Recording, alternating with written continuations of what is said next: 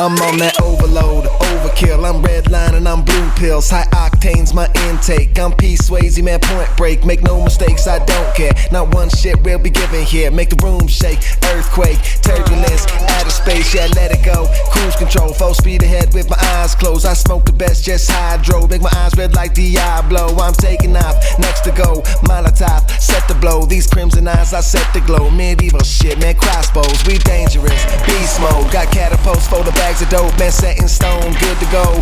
Found my zone in the Alamo, yeah, big time. Dinosaur, so big, colossal. You stuck in dirt, man, fossils. We taking out full throttle, let's go. Yelling in the sky, singing. Rolling through the wire, singing. Yelling in the sky, singing. Okay. March 6, 2020, from the Troy Lee Design Saloon in Corona, California. Welcome to the Whiskey Throttle Show. Today we've got motocross Grand Prix legend Kurt Nichol. This guy's been a runner-up many times. We'll get into that with him. But this guy was both, I think, equally feared and respected every time he lined up. Kurt Nichol is with us. Welcome to the show. Grant? Oh. Thanks for coming. I want to introduce my co-host, Grant Langston. You may know this guy. Our producer, Donnie Bales. Gentlemen, welcome. How's that knee doing, Donnie? Yeah, I'm here. Yeah, no, everybody's sorry for we've been a little lag here since our last show. Gio went to Costa Rica. You got a knee surgery. So Yeah. we were kind of all MIA for a little bit, but we're back. 1 week post-op. Yeah, I know. Feeling good? I'm here, right? Power dot, dude. They found a bone chunk the size of a raisin just floating around. It looked there. like a Tic Tac in there. Yeah, that'll do it. Yeah. That'll do it. And then you went to the Costa Rica Unlimited deal. Yeah, it was. How fun. I want to hear stories later. Yeah, I mean, it was pretty mellow. Did you go to Jaco? No, we didn't. We drove past it. All right. Anyway, welcome to the show. Yamaha bringing you our featured guest today. They're the leader in the power sports industry. Unrivaled quality, reliability, and performance. Go to Yamaha.com and check out their full line of motorcycles, UTVs, etc. PowerDot, you can get 20% off using the code Whiskey Throttle at checkout. Method Race Wheels, 20% off again from those guys. Same code. Whiskey Throttle, no capitals, no spaces. Troy Lee Designs are bringing you the TLD timeout today. SKDA Graphics, if you are in need of a makeover on your bike. Check those guys out. Really cool stuff. 4Wheel Parts bringing the Get At Me Q&A today. If you've got questions, send them to our Instagram or Twitter accounts, and we will answer them on the show. And that's our 4Wheel Parts Get At Me Q&A. Adidas, don't be a dick to your feet. I got an email from somebody saying, I stopped being a dick to my feet, and it's just a picture of an Adidas box with some new Yeezys. I thought it was pretty damn funny. So if Adidas starts using that slogan, I think we need to get a royalty. I think they're going to. It's very politically correct. Don't be a dick to your feet.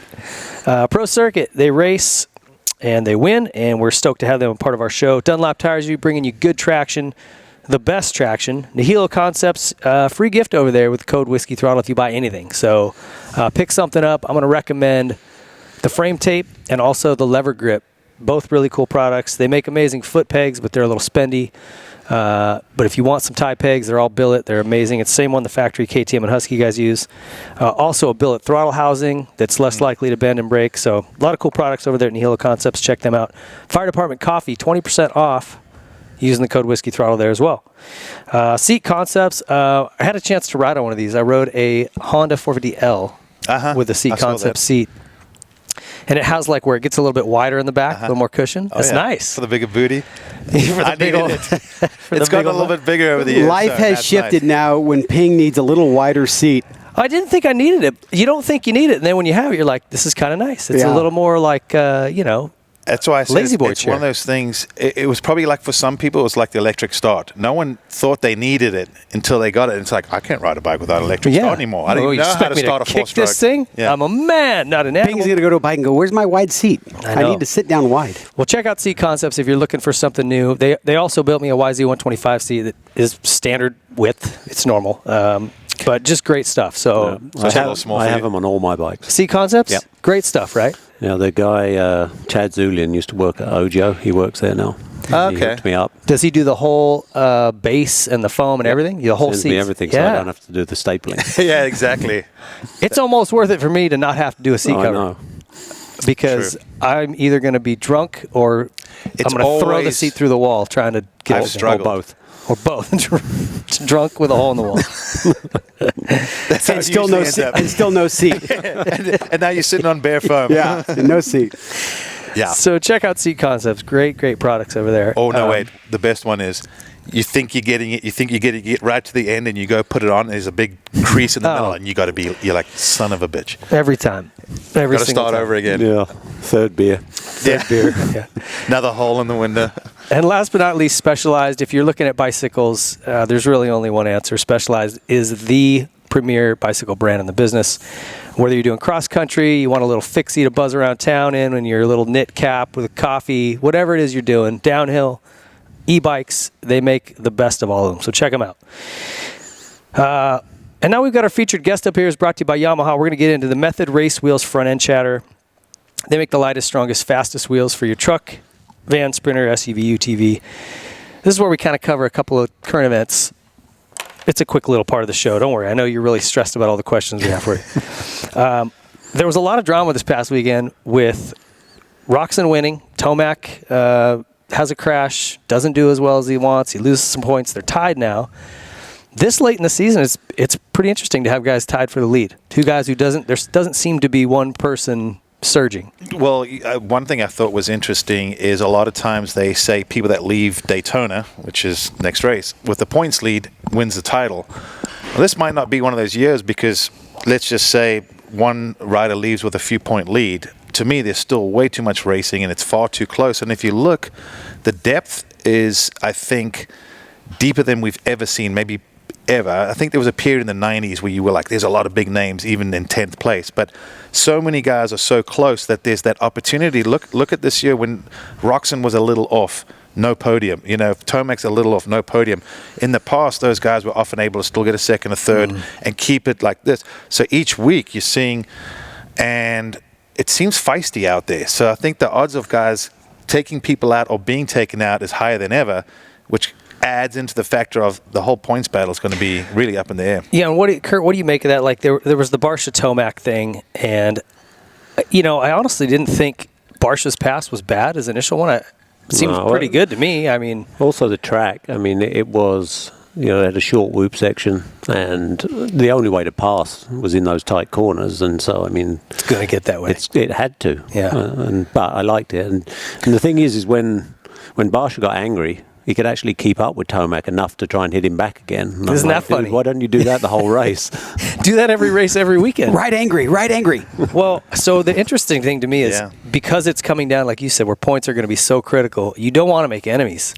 So now he's got Barsha, who basically said, I'm going to blow you out of your boots next weekend, or whenever he gets a chance. I've also heard two other riders say that too. To Tomac? Yep. Well, I'm sure one of them was the guy that went on the ground. One guy on the ground and the other guy, number 37, I think wasn't happy as well about something. Well, hey, man, he's got a championship on the line. I think what it came down to was he was not waiting for the door to open. I think like what you alluded to, the tracks have also set up, and everyone's so close. Eventually, you have to almost commit coming out of corner that I'm making a go for run. the stuff at the end. And as we've seen, the tracks, when they start getting rutted, guys are starting to come in early and cut down. And the way these turns are so tight, I've said it before, you have almost a head-on situation sometimes. Baggett cut down. Tomac didn't anticipate it. Another one of those. I think we have it every weekend. There's just guys getting somewhat taken out, not intentionally, but it's aggressive riding. I just think it's going to be interesting to see how, because Roczen seems to have, his passes are clean. He's not pissing people off when he has to come back through. How about the fact that they did not show him at all on TV, at all, not even crossing the finish line? No, just the whole shot. Zero. Not one shot. I never really thought about that. Nope. I'm like, hey, I think the leader deserves, I'm just saying 5 seconds of airtime. At least when he's going over the finish line. Sure. Kurt, is that because Monster sponsors Eli Tomac? No, I don't think it is. It's because normally the Supercross coverage is pretty terrible anyway, and you never see the good battles. This was by far the best race that we've seen all year. This is the best race I think I've seen in a couple of years. Yeah, I mean, I think Roczen being out front and the way he rides, it's like there's the guy making it look easy. But then when they scrolled the camera back, it was just pretty But much. they have the ability to do pitcher-in-pitcher. At least Yeah. throw him in there and say, here's. I'd just say, hey, when he's going over the finish line, maybe just show him. I'm just Right. saying going over the finish line, Right. at least. Well, I think they thought the race was already over. I think they thought that was his parade lap. Right. Ralph made the mistake. He goes, Twice. Yeah, do you see that twice? Ralph said, this is the last lap. And Ricky's like, no, bro, it's white flag. I think Ralph had too much coughs medicine over the weekend or something. I'm not going to make any comments. I will. Another thing I want to mention, if you haven't heard about the Brian Moreau getting hurt, he still does not have feeling from his waist down. It's a really rough situation. Those guys are headed home to France and going to start recovery, doing what they can do, see what they can get back. If you've got the ability to make a donation to Road to Recovery, please do it. They have a fund set up specifically for him. Just roadtorecovery.com. We'd appreciate it if you can help out. It's a rough situation to go out in your very first race and have that go down. So, bummer. And we wish the best to Brian and his family. WhiskeyThrottleMerch.com. Go check it out. We've got some new stuff available. We're going to be posting that up on our social, too, so you can check that out. And also, if you are a fan of Mad Skills Motocross, be sure to stay tuned for their new game coming up. They've got a new version coming out. It's going to be dope. So we'll give you guys more info on that as it drops, too. And with that, let's get to our questions for our guest. Good to have you on. You were team manager for both of us at one point. Lucky guy. Were you? What was he doing in Europe when you were still racing over there? Were you still racing? No. You had been down there. You when managed- I went to Europe, I was in '98. It was '98 when you. 97 got was your injured, last right? year, right? Yeah, end of 97, Yeah. beginning of 98. So '98, I was on Kawasaki with Harry Everts, and then that's when you went from racer to to team lawyer. manager. Yeah. Yep. And then I think you told me one day you was like you said I was pretty confident, and I came and said something to you. Oh, I can't remember, but I remember when you were on KTM. And I was champ. Yeah. Yeah, I know. But even before you were on KTM, and then like 1 week you didn't qualify for a GP, and then the next week you like won the GP, and then we were like, who the hell is this kid? Is that not right? Or you were like, you came forward like incredibly quickly. Yeah. I'd come off. I didn't race a couple GBs because I had a broken scaphoid, and then when I came back, I didn't do much. Like I didn't think I scored points a couple races. Yeah, it's something like that. We hadn't really heard of you, and then all of a sudden you won, and then we're like, oh, we're gonna have to give this kid factory bikes. Yeah, because I think that's what you said to me. That one day I came to you and just said, "Hey, man, I'm good," or something. You need to give me factory material or something. You were like, "Oh, well, can't beat that." Is that what he said? Yeah, something like that. I mean, he was incredibly overconfident, but you know. Hey, I just come off my first win, bro. I was feeling it. Kurt's being so nice. He's incredibly, dreadfully overconfident. Hey, Brew, I just got 32nd. I need a factory engine. Kind of a big deal. Just go ask anyone in South Africa. All right. Well, let's start at the beginning. Where'd you grow up in the UK? Just outside of Cambridge, which is like 50 miles north of London. So in the south. All right. Yep. And is That's it where the open? lovely weather is. Oh yeah. The really good weather is, yeah. Where it only rains 330 days a year. Little college there too, right? Yeah. Yeah. got a I little always college. tell everybody I was educated in Cambridge. Yeah. Which is true, but I It's only went to true. high school. Is it open country down there? Is there like room to go ride and? There's nothing very open because there's 67 million people live in England. Yeah. You know, and it's a tiny country, half the size of California. So, Is that right? Mm-hmm. Geographically, I didn't know it was that small. yeah, and so there isn't that much space, but in actual fact, there's kind of a pocket in that area.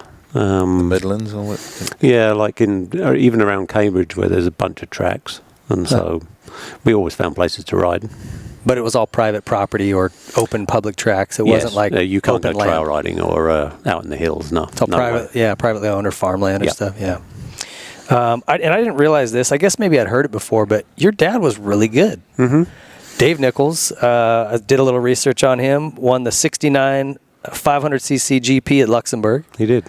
Was factory BSA, Greaves, Matchless. And he also won this 1970 Trans AMA race over here. Beat Joel Robert, all the Americans. And DeCosta and everybody. That's pretty badass. Yeah. So, as a kid, what were you thinking watching him? Was he still racing when you were? Yeah, he was still racing. but before I started riding, so I went to the tracks with him and some races with him. I guess I was half into it, but he was kind of past his prime, and I was always telling him, "Hey, Dad, why are you so bad?" So, but I mean, I loved going to the races with him. Yeah. And I mean, also, you probably got it in your notes later on, but we were the first father and son to win World Championship motocross GPs. That's right. Everts has joined since then, right? Yeah. Anybody else? Just Everts. Anstey, probably. Yeah, now. Anstey won a because his dad was Merv won one GP when everybody else didn't ride because there was like a riders' strike. I remember. Was that in Sverapek, I think, in the Czech Republic. I wasn't at the unsafe race. conditions or There was something? unsafe conditions, and he won that GP. And so I think there's 3 now. But That's a cool. but we were first. Yeah, I like it. Then Harry and Stefan won about 8 million after that, but we were first. And now they got the third generation coming up. Yeah, it looks like. So you said it didn't happen right away. You were like a teenager when you started riding. Yeah, I didn't start riding and even bikes at all until I was like 13 years old, and I didn't race until I was over 14, nearly 15. And your dad never tried to like encourage you to? You weren't super interested? I think a little bit of both. I was heavily into sport, like soccer and cricket and rugby and all of the normal good stuff. The ball weird sports. What the hell is Yeah. cricket? What is cricket? Cricket's fun. Cricket is, It's better than baseball, put it that way. yeah, it lasts Baseball's boring. 5 days. And there could be a draw. Is a legitimate result after the 5th day. Yeah. Yeah, it's a draw. What's that? The wobbly or something? What happens if you get something like that? Oh What do they no, call there's that? spin bowling and the wobble. Yeah, What was your specialty? Batter, bowler. I opened the batting and opened the bowling Really? because I was captain, and so I didn't. I wasn't really into team sports. I played team sports as an individual, even even I'm the soccer. captain, the starter. Yeah, if we lost like 5-1 and I scored the 1 goal, I was so pumped on the bus. You sound like my son. That's all he cares about is that touch. I get that. All right, so what tripped it to where you finally started riding? Yeah, so actually, I think my dad was the exact opposite because he raced, and although he raced professionally, I don't think he ever loved racing. Is that right? And he hurt himself quite a lot, and it was a difficult way to earn a living in the 60s and the 70s, and I think he wanted to steer me away from doing that. And so I actually never knew that you could ride as a kid. Like, You I just went thought to you had the to be an adult adult. races, but he never showed me that kids could ride. And then one day, he obviously let it slip one day, and I'm like, so kids can ride? Can I get a bike, Dad? And that was it. What did he get you? I had, like a Honda trail bike of some description, first of all, and then my first real dirt bike was a Suzuki RM 125N. Of what year? What year would that have been about? 79. 79. Okay. Yep. All right. So That bike was good too. That was a good bike that Yeah, year. the 79. It was twin shock. Yeah. That was the only twin shock bike that I rode. It's amazing how old they look now. Yeah. Actually, somebody brought me a bike last year to look at and said, this is your 1980, or this is like your 1984 KTM that you race world championships on. And I looked at it and it had a drum brake on the back. And I looked at the guy, I said, no, it's not my bike. I never raced with a drum brake. Then I found a photo and I did race with a drum brake. they suck. Yeah, they drum do. brakes are the worst. I can't remember. That poor sap too is like, oh man, I just got shot down. This is the type of bike that Kurt was riding, and no, he just told me no. I exactly said that. I said, no, I never raced with a drum brake.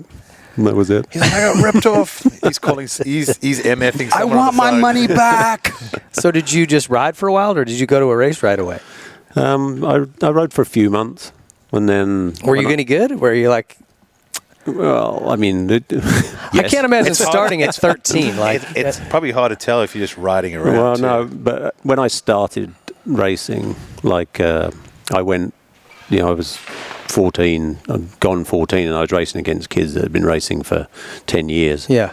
And it didn't take very long until I could win the races. So, I mean, I guess I was good straight away. I had to, because I had to catch up a lot of time. Yeah. What's interesting. So what was your very first race then? Just a local? Yeah, local Cambridge Schoolboy Scramble Club. Yeah. There was a track called Ellsworth, which was a famous, national championship track. And it was in the mud. surprised me. Shocker. And I was terrible. But I think I won my second race. Yeah. So you were kind of hooked right away once he. Oh yeah. Yeah. Yeah. Totally hooked. And Did your dad go with you to that race? I mean, no, he actually didn't. My dad was Motocross the Nations team manager that year, and he went to all the World Championship races with Graham Noyce, and so my mum used to take me to all the races, so all the way through, really, as a kid until I was like 16. That first year and a half, Mum came to all the races, and Dad came to one or two when he could.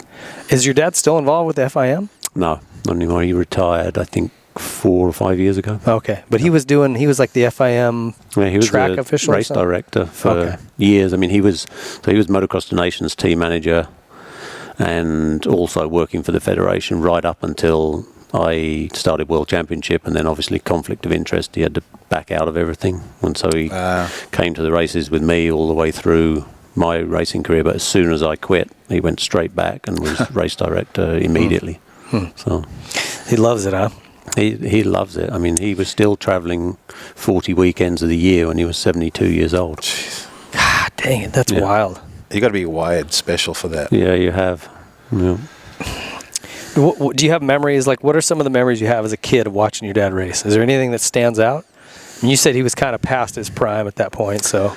Yeah, I honestly don't have any good, and it's a regret because I'd love to have been there when he won like a World Championship race in Luxembourg. But Yeah. I have no memory of that. What I have a memory of is him kind of struggling around trying to qualify for national championship races, and so unfortunately not. No You good memories. Missed the good years, huh? Yeah, I did. Just pull it up on YouTube. Yeah. Right. But there are a few. There's a BSA 1969 like video thing. It's like black and white with jumpy music. We're on there, me and my brother are on there, like on little trikes. Oh, yeah. Yeah. And you've got Dad's win, so I mean I've seen it. Yeah. That's pretty cool. Yeah. Is there any racers that you grew up with that carried on and went professional as well?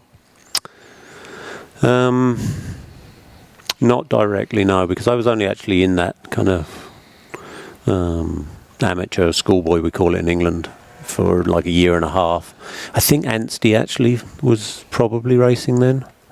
So he probably would have been the best of the guys that I raced against as an amateur. Okay. There wasn't that many. Did he live down near you, or he was another part of the He was in another part, but I knew he existed as a kid because I can remember saying to Dad, we need to go to Severn Valley, which is like down close to Wales. I said, because there's this kid called Anstey that wins everything down there, and he wins nationals, so I'm going to have to go down there and race with him. So chasing down the competition. I love it. First time I heard of Anstey, I remember as a kid, it had a VHS. Do you remember the old Havoc tapes? It was just all crashes from motor racing. And it was obviously an English commentator. And then I still remember that it was like, yep. And once again, poor old Mervyn Anstey. He's swapping out. I don't know what track it was. It goes down. He's stuck under the bike. And I'm like, man, they clowned on that guy. He crashes a lot. He made the highlight reel. Was he a They used, crasher? they used to I advertise don't know, those but it- tapes at like midnight on TV, you know, I don't know how I VHS tapes you started could buy. getting these. Havoc races. Yeah. Yeah, I saw But it. they was all motorsport. Like it was. Yeah, it was like cars. cycles and Yes. Rally Yep. cross. Yep. But Yeah, I used to watch them all the time. Yeah, me too. the car, just someone just through the desert, and you're like, this is great. That says something about the human condition, right? Like, my favorite part of old magazines used to be Crash and Burn. at Crash the and back. Burn, dude. This is a VHS version of Crash and Burn. Hey, people don't go to Supercross to watch guys not touch each other. Yeah, that's a good they want to point. see some carnage. What's amateur racing like in the UK? Or what was it like back then? Lots of kids? Lots of kids. Yeah. Full lineups the say, whole time. And That was in there- its prime. Was getting into that yeah. prime of racing, huh? Kids like Dave Thorpe, who went on to be 3 times world champion. I mean, he raced from the age of like 5 years old, and the English scene then was huge. Like through the 80s, you had. I don't know. There's a huge list, but you know, like a Jeremy Watley and Andy Nichols and Mark Banks. I mean, there was just a big list of people that were all top 10 in the World Championship at that time. So it was strong. It was really strong. Yep. What riders did you look up to? Graham Noyce. Yeah. He was my hero, absolutely. He was world champion in '79 when I first started. So I looked up to him, my absolute idol, and I got to spend like a few months with him when I turned pro. That's cool. And stayed at his house. Oh yeah. Yeah, I mean, he was pretty wild. Yeah. He made GL look like a nun. Is that right? Yeah, nice. He was known as just like a Bit of a party animal, right? Yeah. Let me tell you a story. Yeah, please do. So when Dad was Motocross the Nations team manager, they were racing. God, it was in Germany, I think, and so Mum was there, like doing the food and stuff for the team, and so Noisy shows up Saturday morning, just before practice, completely drunk. Like off his head drunk, and so they're like feeding him bananas and just trying to sober him up to try and get him out to the race. Coffee and whatever. Yeah, they finally get him out onto the track. He goes backwards around the track because he hasn't walked it, so they're all like this, like staring him down. They turn him around, he does a couple of laps, and then he goes out for the heat race and hole shots and goes from 1st to 40th in 3 laps because he's so drunk still. Wow. And then they put him to bed. He woke up the next day and was top 3 in both motos. So, you know, That's hilarious. The good old days. He's still around, huh? Somebody just posted a picture of him somewhere. Yeah, he comes to that race at Farley Castle every year, and maybe it was Dave from Farley. That yeah, no, he's still riding. He's still riding. Is he really? Yeah, I mean, he has a wobble round. God, we need to get him over here and get him on this show. That'd be great. So he was your hero. Yeah, absolutely. Yeah, totally. I mean, I think he was everybody's hero. Was he factory Honda that year? What was he? Yeah. Yep. Yeah. That's awesome. And what about? Yeah, this was kind of before I was really following it. Like, what was the opinion of the American racing scene back then, or American riders at that time? Because that would have been before we really started doing great. So I mean, if you go back to when Dad won that Trans Am, like Dad told me a story once that if you got beaten by an American at the Trans Am, you had to buy all the beer in the evening. Oh, is that right? Yeah, because so it was like an insult. Yeah, it was an insult. Yeah. The Americans couldn't beat you, and then step by step, that all changed, and then a lot of beer buying happened after that. A lot of people got wasted. A lot of people got wasted. Hopefully Graham wasn't around. Yeah, exactly. You had to buy it in pounds, not in dollars. But the interesting thing about back then is before YouTube and before any social media or way is like we had no knowledge in Europe of what was going on over here. Yeah. Like the first time I came here was 1984 for Carlsbad, and I came a week early. And I went to the local race that they had there the weekend before, and Ronnie Lachine was there, and Rick Johnson was there, and Brock Glover was there, and Glover won that race, right? he won that GP. Yeah, I was there. Right. Yeah. Yep. But the weekend before, I'd never seen any of them race. I'd never seen them ride. Never even heard of him? Well, I'd heard of them. Okay. Absolutely heard of them, but I had never seen them. And so when they came, their technique was completely different. I stood by the, Carlsbad first turn, and then you came to the second horseshoe, and I thought their throttles had jammed because they came so fast. I was like, oh my God. And then they jammed the rear brake on and slid around the corner. We didn't do that. And so they not with your drum brakes. No. Well, no, so they just developed technique. Yeah. Whereas now, I mean, if someone does something tomorrow in Kazakhstan, everybody in the whole world knows it straight away, and all the kids are practicing it tomorrow. But now, back then, how did you catch up? And that's why it took so long. Yeah. That's interesting. So do you think that plays a part, social media and the internet and everything, with how the European riders have now caught up and surpassed us outdoors? Like they could watch James Stewart scrub, and they can watch, they're studying it, right? And you don't see that big difference. Whereas back then, there was a big difference between a European style and an American style. Well, even for me, just going back 20 years, when I was doing the GPs, I used to like tracks that had jumps because half the guys were straight boner air, like the guys that came out of Estonia and that had never seen a jump before. Now, you go watch Europeans, they're dragging foot pegs. Yeah, you can't tell the difference. They look Americanized to an extent, so I think there is a good point to that. Yeah, well, YouTube and social media didn't start until mid-2000s. You tend to think it's been here forever, but it hasn't. So what did you think of that when you saw them there at that GP? What did you think straight away? Well, I thought they were incredibly quick, and I thought they had this way of turning corners with the rear brake that I'd never seen before. and I can't remember if I ever really managed to pick it up, but it was the same back then. Supercross jumps or jumps in general, most jumps didn't have a downside. Yeah. But the ones that did, the American guys like landed like that. Well, we never jumped like that in Europe. We jumped like that. Yeah. And so all those techniques just made the Americans so much better through the 80s. So at what point did you talk to any of the American riders at that weekend? At that GP, did you meet any of them? Or Yeah, I went to Glover's after party. Oh yeah. Yeah, and I can't remember it that well, but but I went to his after party. I know right. that. That sounds right. How did you do the GP? I was 12th on an air-cooled KTM. And I mean, my bike was like a mile behind, drum brake, air-cooled, like compared to those factory Hondas and Yamahas and stuff. But I rode good. Yeah. Glover won. Were any of the GP regulars up front? Carlsbad was the type of track that they could actually get on. Yeah, that's true. I can't remember the results, but I think there definitely was. Malherbes and Thorpe and those guys were there. God, I wish I could have seen.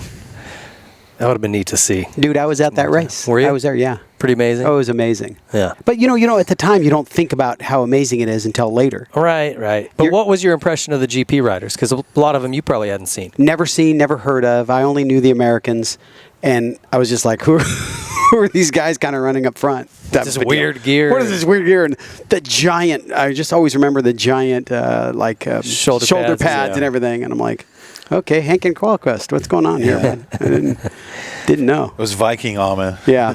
Yeah, it's funny because That's how Thor started. not only was the riding style different, but the gear, the look, just the way the bike, everything was different. You know what I mean? Well, and even then now, brands. the You had brands. American brands, you had European brands, and they, at the end of the day, they're different. Even still to this day, you can identify. but to your point, now if you show a picture of whoever, Yeah, you can find it online and you can buy it and have it the next day. but you can't tell if you didn't know, you could never say, oh, it's an American rider or it's a GP rider. They all look the same. yeah, It's all. definitely wasn't like that before at all. Was there a point then when you were racing back at home and you thought, okay, I might be able to do this for a living? Like I'm pretty good. Pretty much immediately. You had a little GL confidence. a little confidence. Yeah. Do you walk up to KTM and go, I need some factory material ASAP? Pretty much immediately.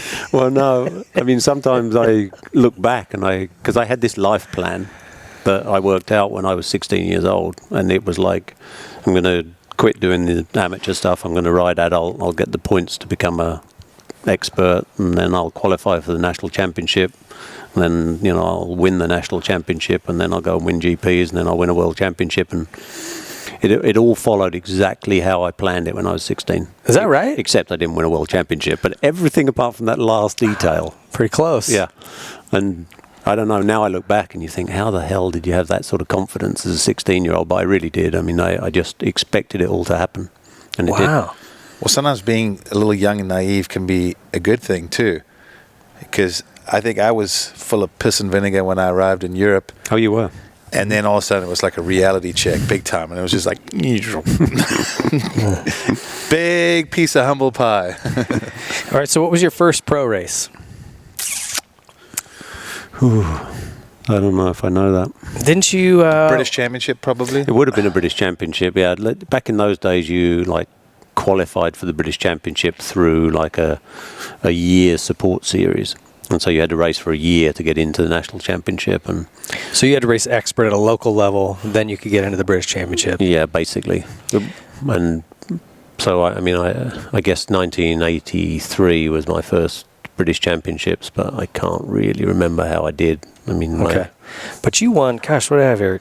Just for your stats here, 13 Grand Prix wins, which is pretty damn good. 11 of those came on a 500, 2 on a 250. 7-time British champion. MX Nations winner, 94. 3-time Endurocross champ, which I vaguely remember that. Oh, that's right. Endurocross, yeah, that was in the vet class. Yeah, whatever. Yeah. And Still a championship. 2-time National Supermoto championship. Unlimited champ. I mean, you got some pretty cool credentials. Yeah, and diverse. Yeah. I diversified after motocross and Yeah. did everything else. So what kind of support did you have initially? Was there like any to do British championships? Let's say, is there kind of like local shop support, or was that actual factory support? I had factory support really quickly. I mean, the first bikes I had help because Dad was who Dad was, and he was working at the Federation, and that really helped. And then I was supported straight away by Kawasaki, like from being 16 years old. Were you making factory money? I mean, what did that consist of at that time? I did make money, yeah. I mean, I think I got paid £5,000 the first pro year that I did, which... So that was like $3,000 in American dollars. No, no, at that time, the dollar was stronger than the pound. No. Pound was much stronger than the dollar. Say, the pound's always been stronger. Yeah, it would be like 5,000 pounds. When he was a teenager, it was worth a lot of money. It was certainly, it was a normal wage, like it's what a teacher would earn. And, okay. You know, so you're, that's great. Yeah, it was great. Yeah. It was. Okay, so you did several years of that until you earned enough points to race the GPs? Or how long did that take? No, it didn't take very long. I think I raced, actually the first year I raced GPs was the first year they opened it up to qualifiers. So you didn't have to be in the top of your... Okay. So the first GP I went to was in Switzerland, and there was 120 people trying to qualify. For 40 gates? Yep, for 40 gates, and so... And that was 83, you said? 83, yeah. Okay. Yeah. So how did that go? You were still riding for Kawasaki? Yep, and it went great. I had a talent for one lap. Oh, yeah? Which became, in those early 80s, was something which no one knew was a talent that you needed because you'd never had qualifying before. How did you get that way? I'm always curious. Oh, you don't know? I don't know. I think it's I'd never done a qualifying lap in my life, and I went to that first GP, and I went out, my bike broke first lap in the mud in Switzerland, and so I had to come back, get my second bike, and I did 2 or 3 fast laps, like eyes out on stalks, and came in like shaking if I qualified, and I was like top of the charts. Oh, is that right? Yeah. And the second GP I did, I topped everybody in the qualifying, including like Malherbe and Thorpe and Carlquist and everybody. I was nowhere near fast enough to do it in the race, but I could do one lap. Isn't that weird? You just fitness-wise couldn't do it, or...? Fitness-wise, I couldn't do it then, yeah. I also think there's something about... Because they were they 40-minute plus 2-lap motors then as well? There's something different about putting it together for that one lap and then trying to get a race pace and strategy. Like, I had to learn both when I got there. One, to do that, we were trying to do 40-minute motos all the time, and then I realized I didn't have the speed to qualify. And so all of a sudden it's like, you know what I mean, put the cart before the horse. So it was like, then we're like, okay, you got to qualify first before we can even... Dad, I'm in such good shape. I can do 40-minute motos all day long. I'm not fast enough to make them. I can watch a 40-minute moto all day long. But then I started having to just work at trying to put that speed together. And I don't know how to explain it, but when you actually work at it, you're able to find time that you didn't know, or have that ability to just flick a switch, do a parade lap, and just nail everything. Well, all the GP riders now are good at it because they've been doing that for however many years. And I thank God it didn't go to that here until I was done, because I cannot just go out and do one fast lap. I'm terrible at it. And so I wonder what... I guess just like anything else, you just work at it. But well, no, I don't think it did come naturally, and it stayed the whole time. Even when we were doing Supermoto, like I could always qualify at the front, and that made a massive difference in Supermoto as well. But I also, even at my fittest, I could do one lap and be completely tired out after that one lap. So just full effort. It's that ability to put the full effort into one lap, and I think some people can't do that very easily. And how was that bike? It was a good bike that year, right? My Kawasaki? Yeah, it was a good bike. I think it was... Was that the one with the fenders, with the number plates on? You got it. Yeah. They changed it in '84. It was a new bike. Yep. But that bike had the fenders on the back. Yep. It was so ugly, it was cool looking to me, you know? It's cool now. Yeah. Like all 500s are cool now. Yeah, it's true. There was a guy at Farley that had one that looked like he just rolled it off a showroom. I mean, beautiful. I think he rode it too. I'm like, man. I was going to say, there's a few guys that do that. I saw a BSA that was just unbelievable, and then all of a sudden it was pissing rain. I see the guy go by, and I was like, oh, that's a crime. Oh, yeah. Just destroying it. Yeah. Okay, so how did that first... You just did one GP in '83, or you did that whole series? I did a few. Okay. I didn't do them all. I did a few. But you were great in qualifying. Then how would the how'd the motos go? I got to a point at the end where I could score points. Points only went to 10th that first year. And I think I scored my first point in Belgium like right around like round 10 or 11. How was that? How was that feeling? Yeah, it was really pretty good. big, huh? There's also a big difference then between like a factory bike. I didn't have a factory bike. Between a factory bike and a production bike, which that difference doesn't exist anymore. But back then, you know, you had 10 factory riders in Europe and they were expected to be the top 10. Right. And so to break into that, you know, it was pretty tough. Big deal, yeah. Okay, so you had a pretty steep learning curve up till like 87. That's where you won your first race, right? Yep. So what kind of went on in 84, 5, 6? Just... So, yeah, 84 I rode the air-cooled KTM, which wasn't a terrible bike. Wasn't the best bike, of course, but it wasn't terrible. Yeah. And I rode all right. Okay. You were scoring points? Yeah, I think I finished 8th. Okay. In the championship. And then 85 was the first water-cooled KTM, and I finished 5th in the championship. But then I broke my femur at the Motocross des Nations. Where was it that year? Geldorf, Germany. I broke in first lap of practice, throttle jammed, threw me off the back. I went to go off the track and my leg was still going that way, you know. One of those. Femurs are rough. Yeah, horrible. So that so that took care of 86 really as well. Like I raced and I think I finished 7th in the championship on Kawasaki. But you were still kind of... But I was off because of that, And so then 87 was the first time I came in fit and was fit from the beginning. And you were riding what, still a KTM? No, Kawasaki. Oh, Kawasaki. Yeah. Okay. How was the Kawasaki versus the KTM? It was overall a better bike. Okay. Yep. I mean, the KTM back there weren't super good, although it wasn't a terrible bike. It wasn't great. But the Kawasaki's were still a long way behind the Hondas.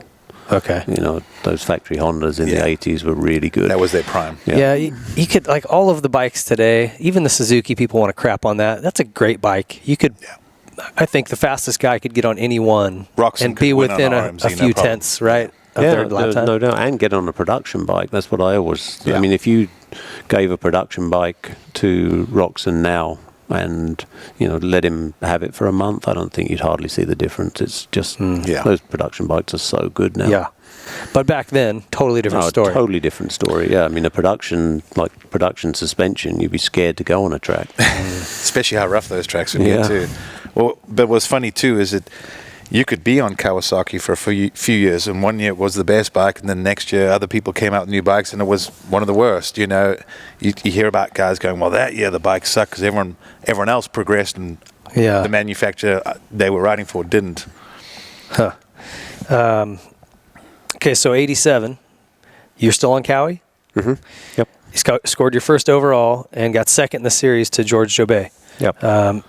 Take us through that season. What clicked for you? Or was it just sort of, it sounds like you kind of were just progressing and... Yeah, what really clicked was I got like full factory bikes. I had factory bikes in 86, but I was recovering a little bit from that femur.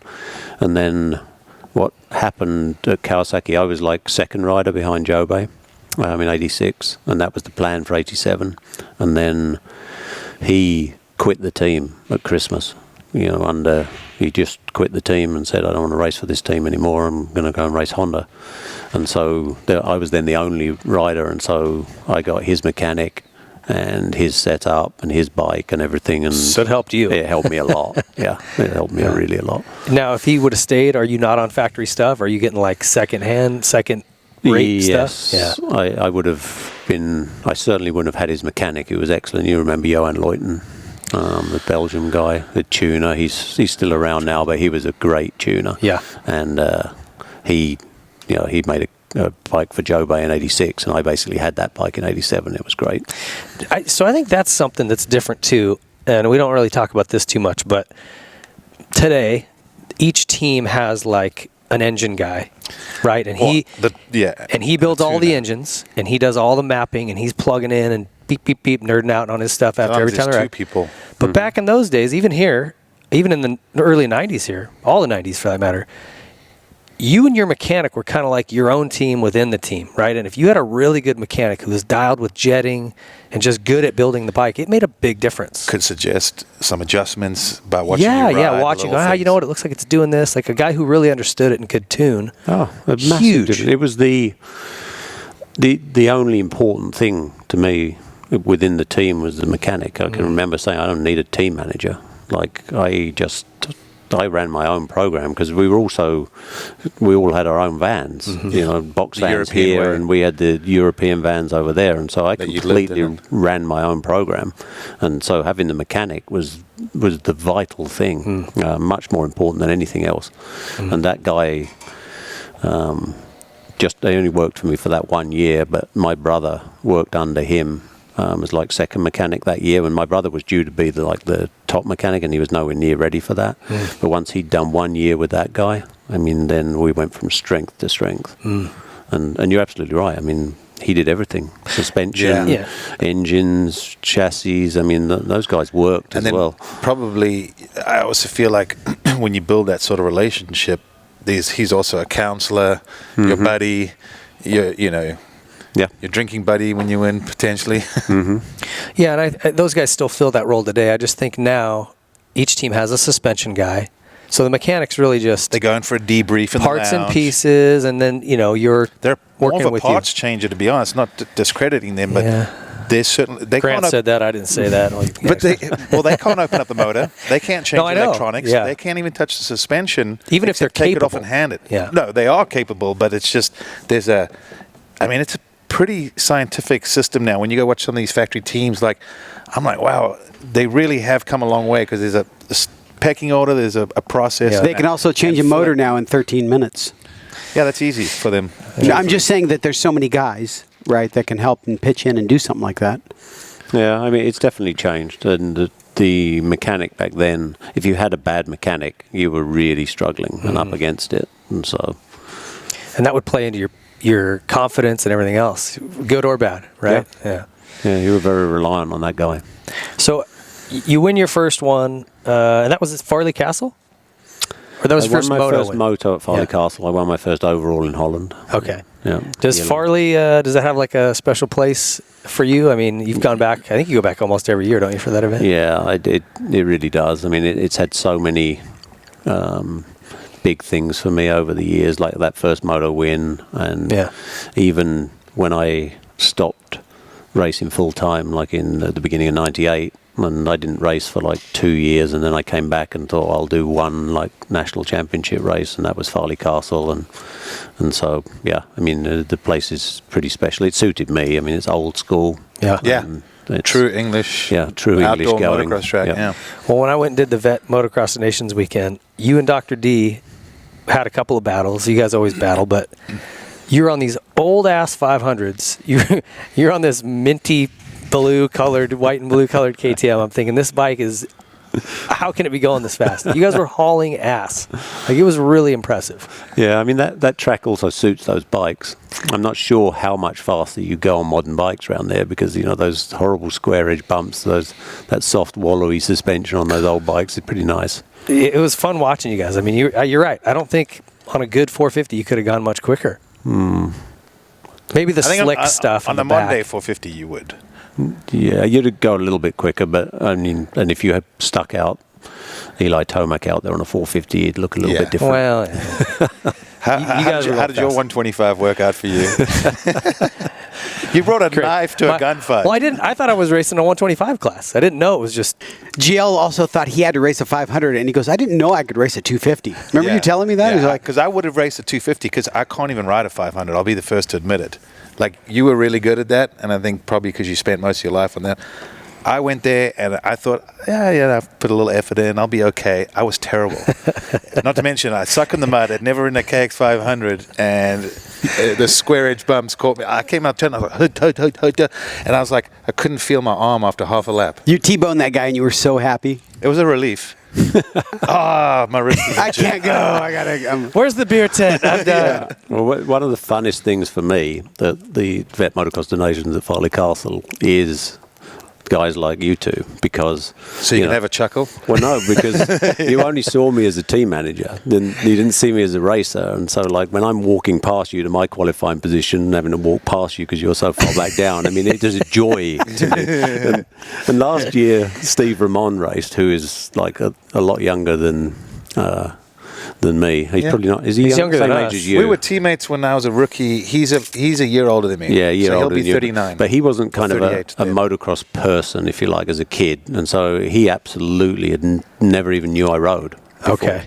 And I passed him and beat him in a few of the races. And I mean, he was just in total shock. Like, how is this old team manager doing this? So, But I got to... I'm trying to remember. I got Tedesco to watch you race. couldn't even start that bike. Remember, he stalled it 2 times in a row and couldn't get it going. Had to push it to the mechanics area. Oh, that's right. Hey, but you were really good in Supermoto too, though. Kurt had skills. Yeah, that's why he's on the show. So good at Supermoto. I don't know that people know because you're right. Because the window when you were doing great in Europe, there was no internet. There was no. So unless you were really into it, looking into it, you don't know any of those guys. So yeah, and I never raced in the States apart from USGPs. I mean, I never had any desire to do so while I was racing full time in Europe. You never thought about coming over? No, I never. Never did. crossed your mind ever. No. But I think you mentioned to me once, you also knew if you came over, you'd have to be good at Supercross. Yeah. And you realized that was wasn't way your too wheelhouse. far behind that. You know, I'd have had to start that when I was 16 years old, and so it was a complete waste of time, so I never considered it. And again, not like today where it's on their minds all the time, I think, because, guys that can come over and finish 5th at Monster Cup. Well, if I'd have come over and done a Supercross when I was at the height of my powers, no chance I'd have qualified, It's just different. Yeah, it was a different time. Yeah. So 98 or 88 rather, sorry. You won in Switzerland. That was early in the season, right? And that championship was looking pretty good for you. Yeah, 88. I think I won the first race, I think in Switzerland, and I think I was at the front of the championship early on. But I Who was the competition that year? Gabors, Thorpe, Jobay. All the good guys. And you were still at Cowie at that time? Mm-hmm. Okay. Yeah, still at Cowie, and I was like still the only rider, really, the number one rider, and but Honda was very strong. Yeah. But that Cowie was an all-new bike, too, in that year, right? 88. Yeah, it was. All That's new right. bike, yeah. That's the bike that stayed then until like 2000. Had like a whatever it was. 3-gallon tank. Remember, the tank was so huge on that bike? Yeah, well, we didn't have that on the factory bike. We had a smaller tank because that tank was the one that came up like a balloon. I think it was designed for Baja. Well, because when you're riding a 70 horsepower 500, you want to be able to ride for an hour. Yeah, exactly. That's what normal people do. Yeah. Yeah, so I don't think anything really weird happened. I finished second in the championship behind Gabors, and I just wasn't, quite good enough to win that championship. I think he was a little bit better than me, and Thorpe was better, to be honest, as well. But I think he got injured. So, if the Honda's better through these couple of years, were you ever poking around over there, seeing if there was something? Yeah, I did, and I think at the end of '87, I approached Honda because I had a discussion with my dad and said, "Look, I'm not sure. That the best route here to win a championship is to go to Honda." And he said, "Well, you're not going to get paid like you do at Kawasaki." And I said, "I don't mind. Like, I want to get on the best bike." So I approached them, and then they had like the 3 best riders, and the only one that could challenge them was me. And so they did talk to me, and then someone from Kawasaki rang someone at Honda and said, "If you take him as well, we're pulling out." I said, "We won't race anymore in Europe." And so Honda then withdrew from talking to me, and Kawasaki made me the best contract I had in my whole racing career for 2 years, so I'd have probably taken it anyway. Yeah. So. Got to play a little hardball sometimes. Yeah, so whatever. How much was that? Donnie always goes straight for the jugular. Right. Yeah, it was the contract itself was £250,000 a year, which Oh shit!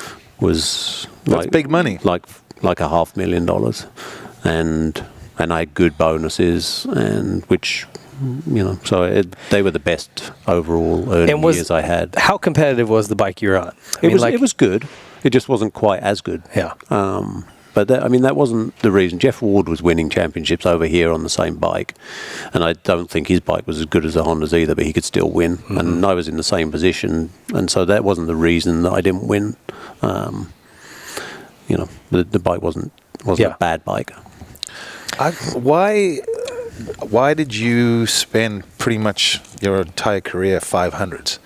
I mean, that was the premier class for years. Yeah, for sure. I get that, but I mean, a lot of people kind of still did the stepping stone route, 125, 250.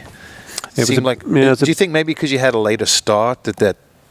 I think it was a British thing as well. There wasn't much respect for 250s or 125s in England. Like, everyone looked at Graham Noyce, and everyone wanted to be 500 world champion, and I was quite tall and quite big, and I never really considered doing 250s until later on, when 250 became the premier class. But going back even to the 70s, the 500 class was it, right? Like DeCoster, Everts, all those guys, it was one in the 500 class, right? Yep. I mean, that was the premier. That's where you wanted to win. Grant's kind of right. But a lot of people did make stepping stones to 125, 250, 500, and you just skipped. And I just skipped it, and I guess I just wanted to do 500s. All part of the master plan of a 16-year-old. Yeah, well, you had it all written down on paper, so so can't deviate from that, right? Yeah. Was it tough? So that's 2 years in a row now. You'd finished second. Mm-hmm. Tough for you to get past that? Not at that point. No. Okay. At that point, you still thought I'll get it. What was I? I'd have been like 24 years old, something like that, and I thought I had plenty of time, especially in Europe, and I didn't have any doubts that I was going to make it happen. I just hadn't made it happen yet. Okay. There was something. I asked that because Marty Smith, when he was on here, he said something that just stuck with me big time, and he said, "There's a trait that all champions have, where they're able to just move past a mistake really quickly." Whether that's in a moto or like a race that doesn't go your way or a championship that doesn't go your way, just pull a tear off and focus on whatever's next. And it like really resonated with me because I couldn't do that. Even when I rode for you guys, like if I'd have a bad weekend or something would go bad, it was just like it crushed me. And I you still can't. I would drag. You still can't get past it. Yeah, it's true. So this is therapy right now. This is why I have no championship. Yeah. Let it all out, pig. But I just thought, man, that's really accurate in anything. So I think I had the biggest problem I had back then was it all mattered too much to me. Like, dirt bikes have always been my life, but it was sole focus beyond anything else. Nothing else mattered at all. The whole world revolves around just racing dirt bikes. Racing dirt bikes, and I think it mattered too much, and I counted points, and that was a real mistake. And because I would be real close to winning a moto, and I'd be like, well, I don't want to crash, I don't want to push the bike too hard. Like, if I get second in this one, I'll win the next one, and then I get second in the next one as well. And you like how that didn't go to plan. And when I see the real multi-time champions, your Ricky Carmichael, he looks like he rode at 100% the whole time. I certainly didn't. Yeah, I had my occasionals where I felt like I was riding at 100%. I had too many times when I was riding at 90% and preserving points, and I didn't cure that until I quit racing professionally. And now in my supermoto days and my endurocross days and these vet motocross races, now I don't have that problem at all. Yeah. Funny how that works. Yes. But you can't get that perspective as a kid, right? Like, it's all that matters because that is your whole world at the time. Mm-hmm. But it's like if someone could somehow get through your, Yeah, we didn't really have sports psychologists or anything either. It just started. I went to one once, I remember, and I'm like, who's this idiot trying to tell me I know everything anyway? I never went back. But I think because when I moved to Europe as well, it was I seen the GPs, how it goes, everything like that. And I remember I thought the same thing because there were long weekends, long sessions, and riders didn't do Supercross and they rode for many years. It felt like the only time that it looked like the guys in the 500 class were really going for it would be when the gate dropped for the race. There would be practice sessions and I'd watch guys just feeling it out, getting a feel for it.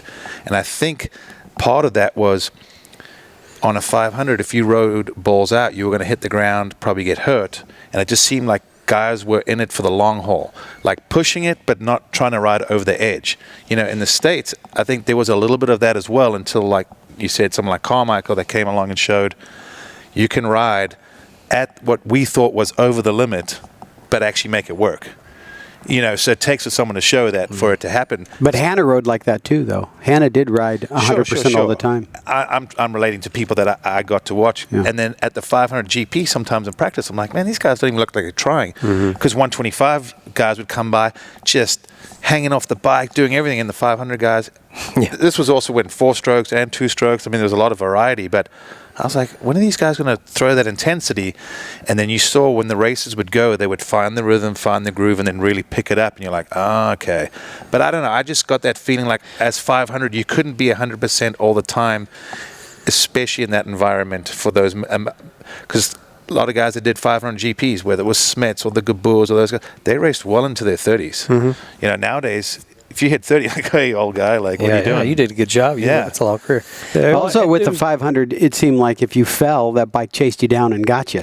Or you couldn't start it. Yeah. No one wanted to stall or fall as well. So when you factor all those things in, I think it was hard for everyone to be on that edge. And everyone also talks nostalgically about 40-minute races plus 2 laps, but it wasn't like it is today. You know, we went hard out of the start, but then you got in a rhythm, and because you couldn't. You couldn't do that for 45 minutes. Well, you weren't in that sort of shape. I mean, we trained like hell, but we didn't know what we were doing. You know, and then, went for a beer at McDonald's afterwards. I mean, because you didn't know any different. Yeah. If that's evolved, and now when I watch these kids racing now, I mean, they are absolutely flat out for 30 minutes. So it wasn't like that back then. But I don't think, and maybe I'm wrong, maybe Carmichael could have proved us wrong on that too, but I don't think you could ride a 500 like that for 45 minutes twice.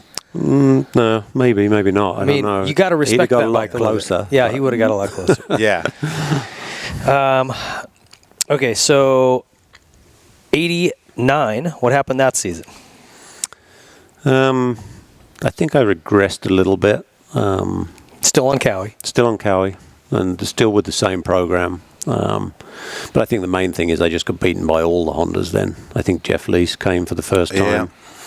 And Gabors was still there, and Thorpe was there, and I don't think anyone else beat me apart from the Hondas, but I don't think I won any races. I had a lot of podiums, but I was just kind of there, but not quite good enough to win the championship. Were you having domestic, like British Championship battles with Thorpe and any of the other guys, or were they? Like, did he come back and do that, or was he strictly GPs? No, he did. And I beat him a lot more often in England, partly because I wasn't a great starter either at World Championships, especially on the Cowie. I was a great starter on the KTM, but not on the Cowie. And so I had a lot of races where I had to come from the back, whereas in England it was much easier to come from the back and you didn't get bad starts because it wasn't the depth. Yeah. So I won a lot of national championships ahead of Thorpe. But how about the roost on those things? Yeah, it's miserable. Were you like hand guards, chest protector, nose guard, like everything you could get? Yeah, and if you missed a bit, then it cut you. Well, and even if you got it, like your bicep. I know. Well, you wake up every Monday morning and it'd be like black and blue in between the chest protector. Some of that, even 450s are so powerful now. Like if you're at a rocky or even if the dirt's just compact. Yeah. It hurts. Paris, kind of that way. Mm-hmm. Oh my! I can't even do it. It's not fun. I'm like. But when you race, you can do it. That's the thing, and you just wake up in the morning and realize you've done it. When you're practicing, you're like, oh yeah, it hurts a lot more in practice. Well, I guess you don't have to now. I can just now pull off, and it's like, why would I do that? But God, it's brutal. I can't imagine those 500s were worse than what even a 450 is doing. It's kind of funny that I see you on a 125 now a lot, right? Me? Yeah. Sometimes. Yeah. I just ride anything now. Or was it a 150? It's a 150. Or 150. But I'm just saying you rode 500 forever, and now you're back to riding these smaller bikes. This guy's bass backwards. Yeah. Now he's in the best shape ever. You've regressed. You've gone backwards. He started racing and immediately knew he could be world champion. Yeah. That just happened the other day. Okay, so 89 you gone backwards a little bit. 90 you stay with Cowie again? No. 90 was KTM again? KTM. Okay. Yep. Now, how was the 1990 KTM? It was a very good base of a bike. Okay. We actually, I think in 1990 we just started working with it, and so, I had like upside down WP forks for the first time and things like that, which didn't work very well, and so it took a while to get. So the bike was good, but that was the base of the bike for 91 and 92, which was a really great bike. And I think maybe it's a little weird too, because KTM didn't really come to the U.S., at least on a professional racing, till 2000. So anything prior to that, it's almost like I know nothing about it. Those white and teal, or whatever that color was. I don't know anything about them. Were they white good? And red. They had a white and red one. Yeah, white and there was a purple. Yeah. I mean, I had factory bikes, and so we worked on them a lot, but they were very good bikes. Okay. We developed them a lot, and the engineers at KTM were really great. Okay. So they were working hard. Yeah. And, so they were underrated bikes, without doubt. I think the chassis wasn't probably the best, like brakes and things. But the motor was really equal to a Honda motor, without doubt. And it was funny times at KTM, because jumping forward a little bit, but so 91, I won all the first races, and I was winning the championship by 50 points, and then I crashed and broke my femur again. Same one, different place. But then KTM went bankrupt. At the end. That's right. At the end of 91, and I had a contract for 92, and then obviously the factory went bankrupt. But I loved that bike, and I was also, nursing a broken femur, and so I didn't want to change bikes, and so I was the only rider that KTM kept on for 92, like the new owners at KTM when they. Did they honor your contract? They did. Oh, okay. Yeah, and I was the only person they did that with. So I mean, was it Mr. Pierre that bought out immediately? Not immediately, but very quickly. So there was like a Heinz Kindergartner and one of the other younger Trunkenpolz, and I think 2 or 3 other people. I think the importer from Germany, and they bought it out initially, and then they sold to Pierre quickly. I didn't realize that it turned around that quick. I thought like KTM went bankrupt and it was basically an idle for a couple of years. But no, interesting. It stayed the same. There was no difference, like with the bikes. The production bikes were exactly the same. There was no development happened during that bankruptcy period. But I think they made like maybe 1,000 bikes in 92 or 2,000 bikes. I mean, you'd never see them in the States because there was nothing was exported. But still a very good bike and good engineers. I kept the same. My brother was my mechanic. I had the same guy doing the motors and the chassis, and Toby Gustafsson was there working with me back then as well. And so I had just a really good team of people. So was that the 91 season? Like you said, that's kind of what I got out of what I was reading, is that you looked like you had the championship handled. Yeah, I did. I'd already spent the bonus money. 5 races in. Donnie, this is your time to go. How much was your bonus going to be? But, no. I mean, I was head and shoulders above everybody else. And so where did it go wrong? I mean, I just made a mistake. It was a track in Holland, and there was they dug these bomb holes, just dug down to slow the track up in Dutch woods, like you rode in a lot, and I just whiskey throttled going into one of those bomb holes and just flew out. And even I went quite high, but I remember being in the air and thinking, I've got to stay straight, and I couldn't stay straight, and so I kind of turned and then I landed. Oh, you jumped off the bike? Oh, I was way off the bike. Oh. Yeah, no, I was gone. And then when I landed like with one leg and turning. That'll do it. Yeah, That'll do it. Gosh, dang it. So did that affect your 92 season, or were you? No, you were pretty much. I was pretty much back, because that happened, I think, in maybe May or something like that. Okay. And so I had plates in for a while. I took the plates out, started riding again before Christmas. Okay. And I was equally as strong at the beginning of 92 as 91. Okay, so and what I read on this season was there was kind of some drama at Hawkstone Park. You were in this championship, right, either up front or top 2 or 3, right? Yep. And something went weird with the start at Hawkstone, and it ended up costing you. Tell us that whole story. Yeah. So my start gate didn't drop. It was like a T, they used to have those T's that dropped into the ground, and mine didn't drop. And at all, it just stayed up. It just stayed up. Okay. And so, I was petulant and annoyed because I was leading the championship and it was a race in England, and so I expected them to bring the race back, which they didn't, and so I spent 30 seconds swearing at them and then finally realised I was going to have to go and race. And I got up and I got back up into the points, actually enough points that would have made me world champion, and I crashed again.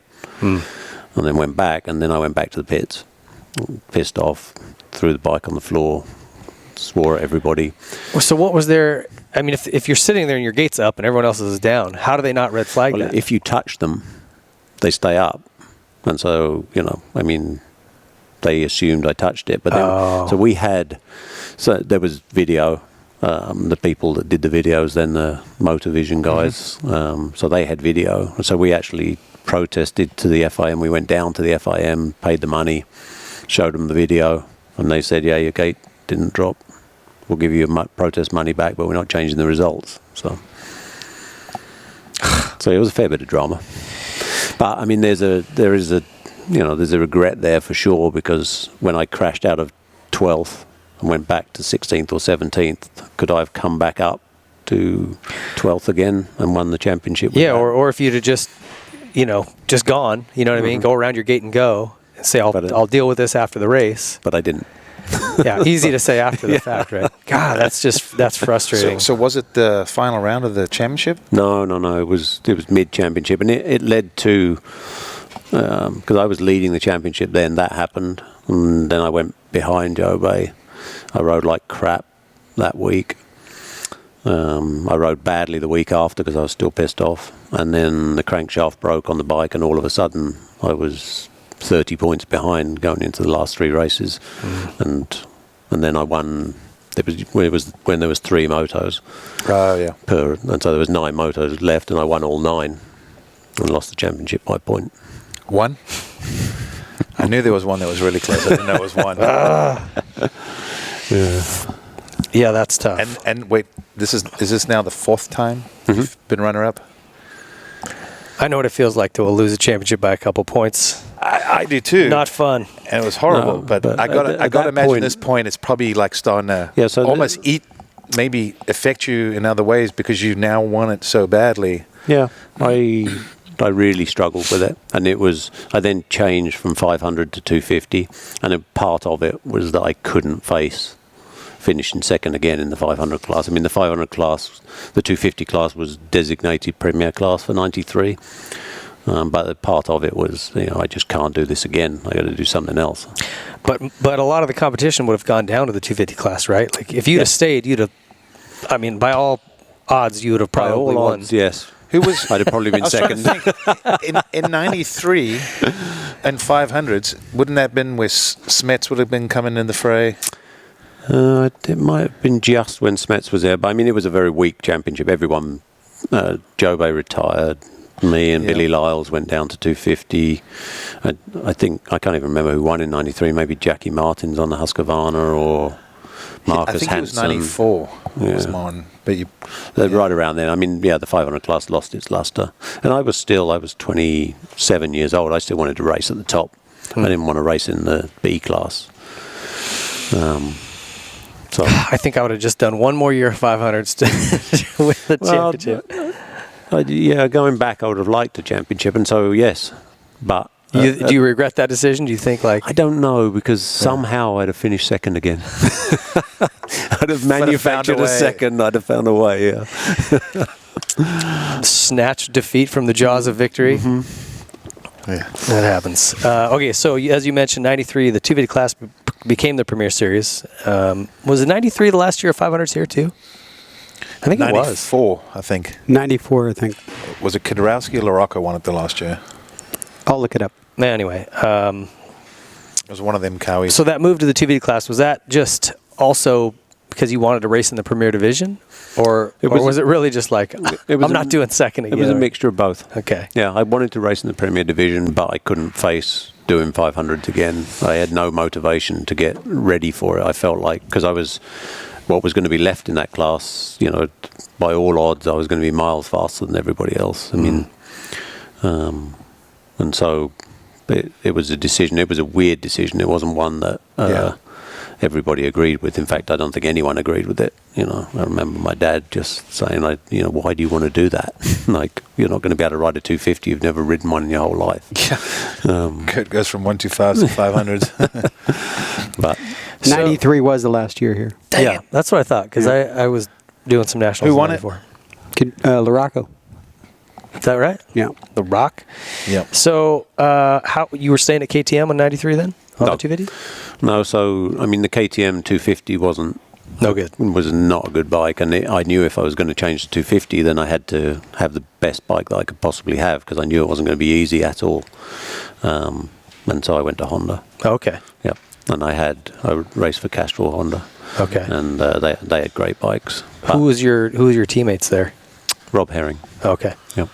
Who's actually South African? He was actually South African with an English passport. Yeah, I was going to say, I would watch him on TV and they're like, the Englishman. I'm like, he's not. He's one of us.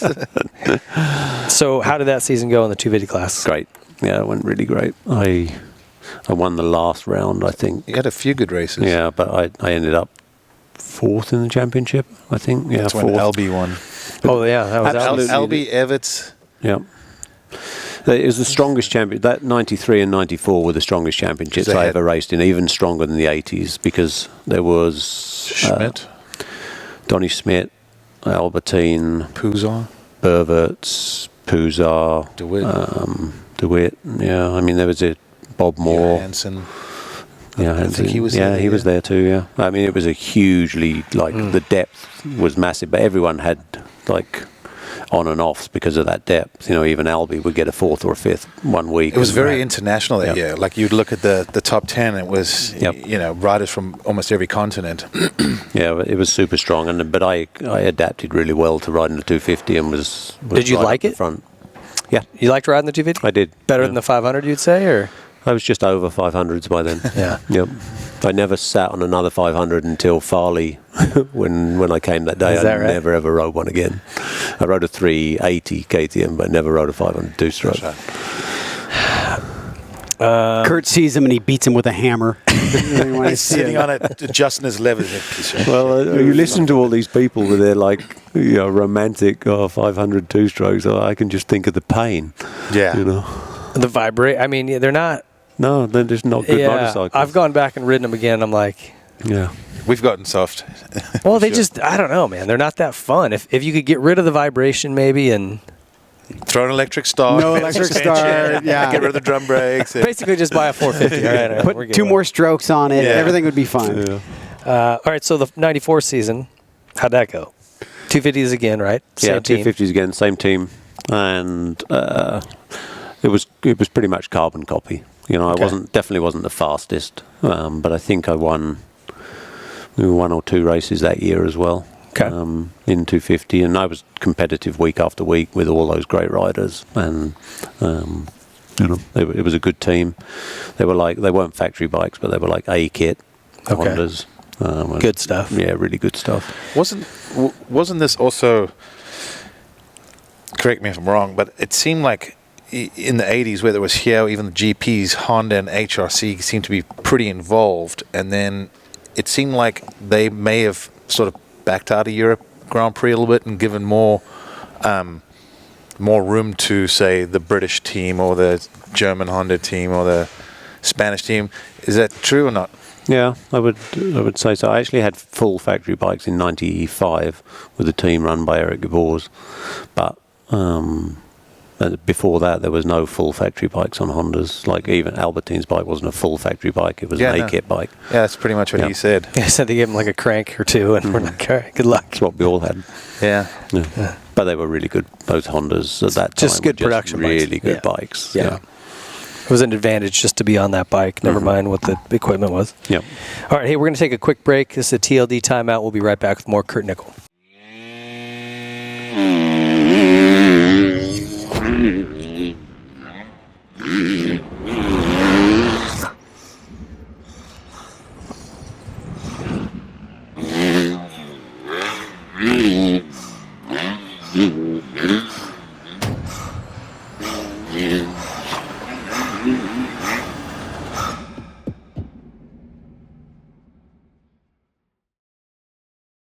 At Nihilo Concepts, we have a passion for innovation and for motocross. Our mission is to develop parts that will improve the durability, functionality, and the appearance of your motorcycle. We're proud to say that everything from Nihilo is made in the USA in our state-of-the-art manufacturing facility in Stuart, Florida. Whether you race every weekend or you just ride for fun, Nihilo offers high-quality, innovative parts that you just won't find anywhere else.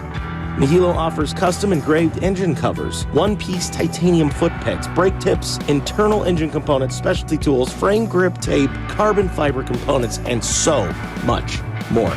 Check out our website, NihiloConcepts.com, and see for yourself why teams like Red Bull KTM, Rockstar Husqvarna, Troy Lee Designs, and some of the fastest riders in the world choose Nihilo Concepts. NihiloConcepts.com.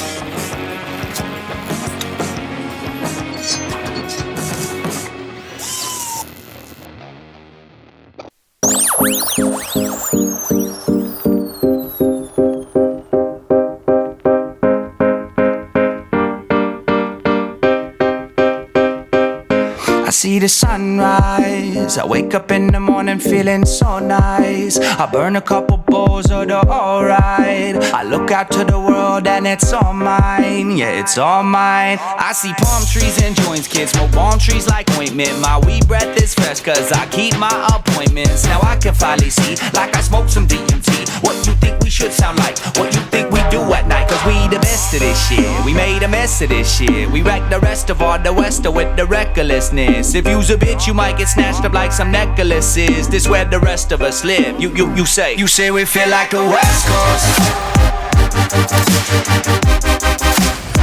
I say we sound like the past though. You say we feel like the West Coast. Hey, welcome back to the Whiskey Throttle Show. That was a TLD timeout. If you guys are looking for some new gear, get over to TroyleeDesigns.com and check out all the new stuff that's out. And whether you're looking for a helmet to be painted, the paint department over here is still doing amazing things, even though that's not as prevalent as it was back in the 90s where everyone had their own helmet painted. They still do it, and they still do amazing work. Even if it's just your name and number or something on there, it's really cool looking. All the mountain bike stuff they've got, if you're into bicycling, check that out. And get over and check out the new GP helmet. This is basically an entry-level helmet that has all of the same safety features and designs of the SE4. Just made of a polyacrylate material, a little bit more cost-effective, still giving you that safe helmet. So check those out. I think you'll be stoked on the look and performance of those. And we also have, coming up here in the next few weeks, a safety show. We're going to have Dr. Bodner on here, Eddie Casillas, somebody from MIPS, and somebody here from the TLD, kind of the lead helmet designer here at TLD, talking about safety equipment, safety with the tracks, safety while you're at a local track riding, just basically covering the whole gamut of safety in this sport. And I think it's going to be good to just share a lot of that information, kind of get some good feedback to people watching. I think it's going to be interesting. So stay tuned for that. Back to Kurt Nickel. So 94, 95, 96, 97 was your last season. You stayed in the 250 class all those years? No, the last year, 97, I went back to the 500 class and rode a 380 KTM. Okay. And I won one race, like I think the 11th round or something when Joel Smets was I think that was his first championship. And then my last race was Motocross des Nations 97 in Belgium when I won a moto at that Motocross des Nations as well. Okay. And then I was due to ride 98 as well, and then I smashed my elbow pre-season, and I decided to call it quits. That was just it. You're like, I'm done. Yeah. Well, I only had one thing left, and that was to try and be world champion. And I still had that belief that it could happen. I'm in 97, and I think I finished third or fourth in the championship, and I was close. Okay. So I was still aiming for it, but when I did that, I knew 98 was gone. Doctors told me the elbow would never work again anyway. And is that right? It was smashed in 13 pieces, and so How'd you do that one? I was just practicing at my house in France and just made a mistake. That was something else. You still speak fluent French, right? Mm-hmm. I mean, I don't get to practice much living here anymore, but I can still do it. Yeah, I remember when I got to know you in the very beginning, I was like, wait, you live in France? Yeah, he's like, yeah, I've lived in the south of France, train, ride. Not far from Bouquet, right? It'd be a couple of hours from Bouquet. It was on the in the south, but on the other side. Yeah. But yeah, that region. I mean, it was much drier and. Is that why I was going to say? Is that just doesn't rain England? a lot. It rains a lot, and I spent time in Belgium to learn to ride the sand, but it's frozen up there and it's cold. And France was great. We still have the house in the family, and oh really? We have 70 acres. So in France? Yeah. Oh, is that right? Yeah, Mum and Dad cool. spend quite a lot of time there, and my brothers go down there. I haven't been for a few years, but does your elbow work now? I mean, yeah. So the doctor was full of shit. The doctor was full of shit, and it was 98 was tough, like getting through the summer, because I mean both of you guys have retired from racing as well. It is really tough, and the massive void, and through that summer I so desperately wanted to race again, and I'm so glad that some like 2-bit privateer Honda team didn't call me for a fill-in ride, because I'd have probably done it. Yeah, you'd have taken it. Yeah, I probably would. And it's always hard for guys to know when to walk away, because it's still.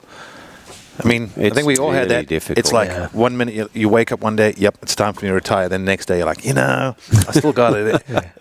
Well, you go to the track one day and you're like, God, I was hauling ass. Like, I could still do this. I got it. Yeah, well, I had a bit of that. I mean, I've had quite a lot of that. But so I, in 2001, I guess I decided is when you were world champion 2001 or 2000? 2000, yeah. So that the year that Dob was world champion in 2001. So I was riding with him every week, and so I knew I was going fast. And I was still doing a lot of testing. So with that's the only reason riders. he won, right? Because of you? Yeah, for sure. Well, now I've heard you said you actually feel like you did contribute a lot to him winning. I contributed more to Jamie winning than any other rider, for sure. And I think Jamie would acknowledge that. How as well. so? Just because I spent a lot of time with him, and I. What did he need? Mental? Just totally. I mean, he wasn't able to dedicate himself all the way through the 90s. I mean, Jamie he won all the races at a national championship race in 1990, and at that time I was like 26 years old, and Jamie was 18, and I thought, oh my God, an 18-year-old just completely smoked me. Like, I'm done. I'm 26, and I knuckled down. And Jamie went exactly the other way, and Paul Malin was the same age as Jamie, and neither of them fulfilled their potential for years. And it took Jamie until 2000, 2001 to fulfill his potential, and I think I definitely helped him to do that. And once he'd done it, then he went straight back to how he was before. I think I helped too. I got under his skin. Well, yeah, you did. So you 97 was your last year. 98, you said you were sitting at home wanting to go racing, getting healthy. But what did you do 98, 99, 2000 until you started with KTM? No, I started with KTM already. So I had a contract for 98. They honoured my contract and said, we'll pay your contract, even though you're not going to race. All we want you to do is to be the figurehead to open the daughter company in England. So I helped them to do that through the beginning of 98, and I wrote my book as well, beginning of 98. So I did that in the beginning, and then I started going to the races with Shane King to help him out because KTM was still paying me. Well, KTM wasn't in the UK at all? Yes, but it was an importer. Yeah. And then they were transitioning to daughter companies. Okay. And so they took that over, and then they needed a figurehead, and so they eventually did the same thing in South Africa. Every country, Austria, they took control over. Okay. Yeah, and then it was when Yamaha had the first semi-trailer in Europe with the factory 4-strokes. And so I don't know exactly how it happened, but anyway, KTM were developing 4-stroke. I was doing a lot of the development, and so I said, well, here's what I presented a plan to KTM and said, we'll have a semi, we'll have 2 riders, we'll have a proper factory team in 99. and I'll be the team manager. And they said, okay, good. Get on with it. And I so remember started. the first time I ever rode the KTM, you were there. It was in Italy. We were meant to start in Germany, then we went to Austria, and then we went to Italy, and it was pissing rain everywhere we went. And I remember you sat in the car for probably an hour on the phone with the car running and the heater on, and we were just sitting in this rental car waiting, and then it was like it cleared up a little bit. It was like, cool, we get to ride these new bikes. And the 125 could not hold together for like more than 2 laps. I remember the big hole in the bottom of the casing when the crank came out. We had all kinds of things. And I was sitting in the car at the end of the day. I was like, oh boy, this is going to be a long season. But man, they turned things around very quickly. That was one thing they could do, was fix problems very quick. Yeah, the good Austrian engineers, the good ones back then, and I'm sure it's the same now, I'm not there, were excellent, really excellent people. That 4-stroke program that we started in 99 at KTM, I mean, after we did the first pre-season race at Hawkstone Park, my dad rang me in the morning and said that the Greenpeace were after me because we'd left more oil around the track than we had in the bikes. And Yep. Yeah, I remember those times. Yeah, it was terrible. See, and then I remember the Yamahas would blow up all the time as well. Yeah, the early 4-stroke, and the 250 KTMs when we first had them as well. I mean, they were awful too. Well, all of them. I mean, Mitch tells stories. They were blowing up, a bike a week basically when the guys were riding them the first couple of seasons. Yeah. I'm glad I wasn't involved in that. Was it so? We talked about it being tough to call it quits. I mean, so the elbow sort of forced you. Maybe that was a blessing in disguise, so you didn't limp it along. The blessing in disguise was that no crap privateer team gave me a ride through the summer. Once I got through that summer, and then we started to get the semi together, and I was team manager. I got through the winter, and then I was fine. Then I knew I'd made the right decision. But yeah, I mean, even as team manager then, I did a world championship race at the end of 2001. You did? Yeah, and finished 5th at Roggenburg, and then I got picked for the Motocross to Nations team because there was no other English riders, and so I did the Motocross to Nations in 2001 as well on the back of one race. Was that Namur? Mm-hmm. And that's when America didn't go and all that 9/11 shit. Yep. You were good at that place, though, huh? At Namur? Yeah. Yeah, I was good at Namur. Those type of tracks I was always good at. That place seems so sketchy to me. Just trees It's and cool. concrete pillar. I don't know. Super cool. It was such a cool weekend. I mean, It's like no other place you've been. Yeah. So it's just a unique atmosphere. When I walked the track the first time, I was like, holy crap, especially when you go up the staircase and you look and there's a genuine moat, like the old school moats, but it's like, what would you say, 5 stories? Yeah, you wouldn't survive it if you dropped down. Well, you get cross-run on a 500, you're dead. Like, there's a fence waist high and then a drop-off. I went past it, and we stopped there on the way to Mate. When I went and did the Supermoto Mate, you go right by it. So we stopped and looked, and I kind of see from photos, make out a little bit of it. I'm like, I don't get it.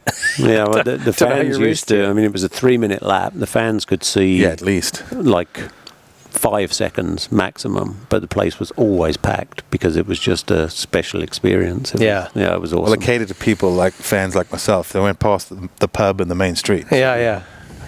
You don't even need a seat. Who needs to watch the races when there's a pub? So speaking of the designations, you had some really amazing performances, including breaking America's winning streak in '94. Yep. It sounds like Roggenburg's your favorite place because that's where it was, correct? Yeah. Yeah, it certainly was a really good track for me. Very natural track, rocky. Were you out there when Greg hit that deer? That was the same year. Well, I know. Were you on the track when that happened? Did you go past a deer? I wasn't, because I raced the 500 class, and I think that was in the 125, 250 class. Was the first one, but then we heard about it, and like in the beginning, I thought that's bullshit. Like someone's making a story up. Yeah, there was video. It's a fishing story. Yeah. And I heard they ate it. That's what Greg said. They ate it in the pits that night. Really? I don't know. I don't know if you got any of that. But you also won in Australia in '92. You won your class. Yep. And Austria the following year as well. Yep. So you were on a roll through those years. Swanstedt, right? Yeah, Swanstedt. And then I won a moto in '97 as well in Nîmes. Where they overwatered it. Yeah. I remember watching that. I'm like, oh, it rained in Belgium again. And then I heard the guys going, they just overwatered it. Bright sunshine. Now, you said something earlier in the show that made me think about this moment when you talk about Belgium donations. You were saying that when you came to Carlsbad and you were kind of blown away at the American technique and how they were able to sort of do this break, slide, and go. I remember when I watched the donations in Nîmes, afterwards you said, it was really hard to make a pass on Jeff Emig because he stopped in the middle of every corner, and as European, we just carry more mid-corner speed. And when you said that earlier, how they did the break, slide, do you think that maybe long-term started almost affecting? I do, yeah. I mean, I think the swing around now. I mean, I don't think Supercross is helping American riders. Because it's the break slide technique. Because it's what we were talking about earlier with those tight turns, and you know, plus in Supercross, you have to do the obstacles. That's where you make the time up. So I mean, you're not really racing the corners because you can't make a mistake. Yeah, you got to get it clean. You've got to get it clean. Whereas outdoor motocross, when you're in deep ruts, so I mean, that's definitely a contributing factor now. I still always remember that interview. It stuck out. I'm like, and you were like, yeah, man, I almost ran in the back of him in most of those rutted turns. And it seemed like there was only one line that day because of the overwatering. Yeah. Well, it's really, to me, the swing in motocross, it makes sense. The GP riders are doing that 360 days a year if they take, a couple months off. We do it not even 6 months out of the year. We've crammed it in this tiny little window, and the rest of the year is just all Supercross, which doesn't really help corner speed as you're talking about. So, and most of the tracks here have almost become the same. They're somewhat different. Yeah, Redbud's a little bit different to Hangtown, but when you go to GP, I mean, when you watch some of those old 500 GP races, they were in thick mud. You couldn't see who the hell was who. Then there were races where the track got baked and dry and it was so dusty the guys couldn't see who was who. Ours was the same way here, though. It was dust in the 90s. It was hard packed dust. True, Sacramento used to be blue groove and shit. Yeah, they've standardized the tracks a lot. That's a good way to put it. Yeah. They have. And I mean, the prep's the same. All the nationals, same way, same people, same machines. The tracks are very standardized the way that they are, and so there's one way of riding. And I think I don't necessarily think if Geisler or Hurlings came here to race the nationals, I don't think it'd be one-sided because I think the American riders ride the nationals really well. Sure. But overall, I mean, there's an emphasis on Supercross here. It's more important to win Supercrosses. Like all the time that I was at KTM, that was the main goal. The main goal was to win Supercrosses, not to win nationals. We wanted to win nationals, of course, win national championships, but Supercross is more important to the manufacturers. Yeah, but I think that diversity it's really on display if you watch. Like Rhino's been over there training with Koltenhoff. And if you just watch over his last week, they've been at this crazy deep sand track one day, this hard, dusty, dry blue groove track another day, pissing, flooding, muddy rain another day. It's been a week. And then something in between. Yeah, so, I mean, in that 1 week, he's done more than most racers will do here all summer. Yeah. In terms of variance of conditions. Oh, for sure. Anyway, so where do those motocross donations performances and experiences rank compared to like GP wins or anything else you've done? Yeah, I mean, 94 winning the Motocross Donations is absolutely the highlight without any question. Of your career, you think? Totally. Yeah. Without any doubt. It was just an amazing weekend overall because we weren't expecting to do it. Yeah, you weren't the favourites. We definitely weren't the favourites. I mean, we had, I guess, I was probably the most expected to do it because Malin and Herring. Herring, yeah. And Herring was on and off like he always is, and he hadn't had a good season. I think he ended up like 10th or 11th in the championship. Okay. And Malin had never ridden a 125 and had finished, whatever he'd finished outside the top 15, I think, in the 250 championship. And so we just went there with no expectations, and everybody rode great, just came together. Yeah. And I remember coming off the first race. Where I think I was third behind Demaria and LaRocco, and being a little bit pissed off because LaRocco passed me. And I looked back to see where Malin was, and he came over the line in front of Emig, and I'm like, well, that gives us a 3-1. And then watching the second race, like Robbie, I think, finished second and Malin won again. And then we went into the last race. Was there a lot of pressure going into your last moto? Well, no. Actually, we went into that last moto and there was a lot of pressure around me. Everyone else was like, you know, we could win this. And I remember thinking, if we finish third, we'll win this. And I will definitely finish third. I thought, I wasn't even a question in my mind that I'd finish third in the 500 class, because they would split the classes then. Yeah. And you had a moto to throw away still too, right? Because you had every finish. Yeah, so we needed 1 third place. Yeah. And I didn't even count that Robbie had to ride, because I knew I was going to finish third. And so I knew we would win, and we did. Like, it was... And I would ask if you had a proper pint afterwards, but it was probably like proper liters or whatever's a bigger metric. Yeah, it was a fairly big party in the English hotel. He was they were the inventor of the beer bong. Yes. Yeah. Race jugs into beer drinking. Yeah, no, it was special. It was special because the whole of Europe was behind it too.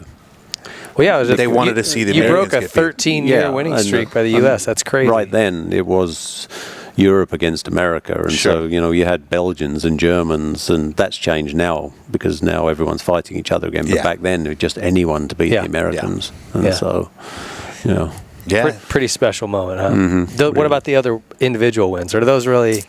I really enjoyed doing the motocross. I didn't enjoy it in the 80s. Somehow, like, I broke my leg in Geldorf, and I didn't ever ride really well. Bike seized up in Unadilla and different things. But through the 90s, I always rode better with less pressure. And that whole points counting I talked about earlier in the show, where I was a little bit too intense. Motocross to Nations was just a little bit less pressure, and I always rode well. It's funny. We talked about that.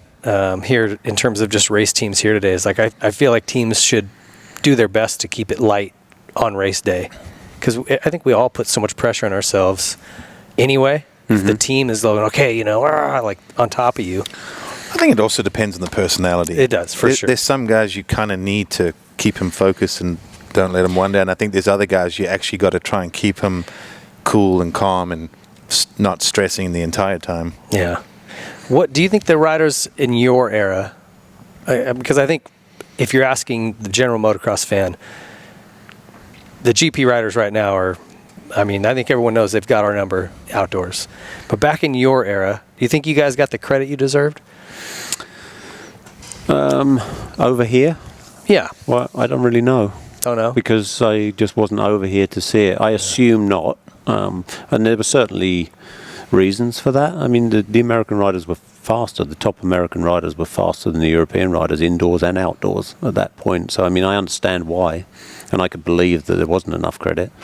But it didn't really affect me because I was in Europe. Checks were still cashing. Nobody cared about, honestly speaking, no one really cared about American riders in Europe. Yeah. We knew... It was more separated back then. Yeah, we knew, all the Supercross riders, and we saw them at the Motocross to Nations, but they were racing in America, so they were doing American races. We didn't care. In the 90s, though, that started changing, right? Where after we had won so many designations up to that point, that the Europeans started looking at America a little bit more after that. I think the world just shrunk.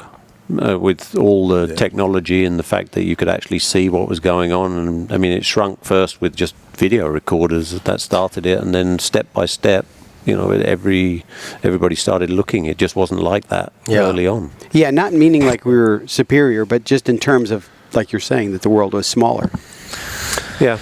Yeah, I don't think that there was an inferiority complex in Europe. There was a desire to try and beat the Americans, but how to do it was that was only once, like you said, maybe once a year. Once a year, or a GP one US or GP. So would you guys, I'm trying to go back into that time and say, okay, how would you figure out what they're doing? Like, would you guys after the designations, would you go, okay, I'm noticing their riders are doing this.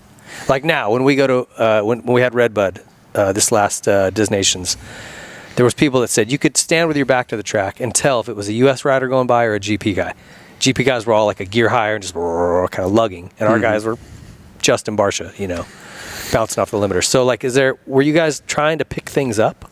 I think we were, but I think it happened. Well, we definitely were, but it happened slowly because you didn't have the sort of technology now to be able to double check it. I mean, now if you see someone do something, I mean, you know, when we were doing Supercrosses, when both of you were riding for me, you know, we looked at the video Tapes after each practice and watched everyone do everything. I mean, we didn't have any of that in the That was hard to watch 80s. sometimes.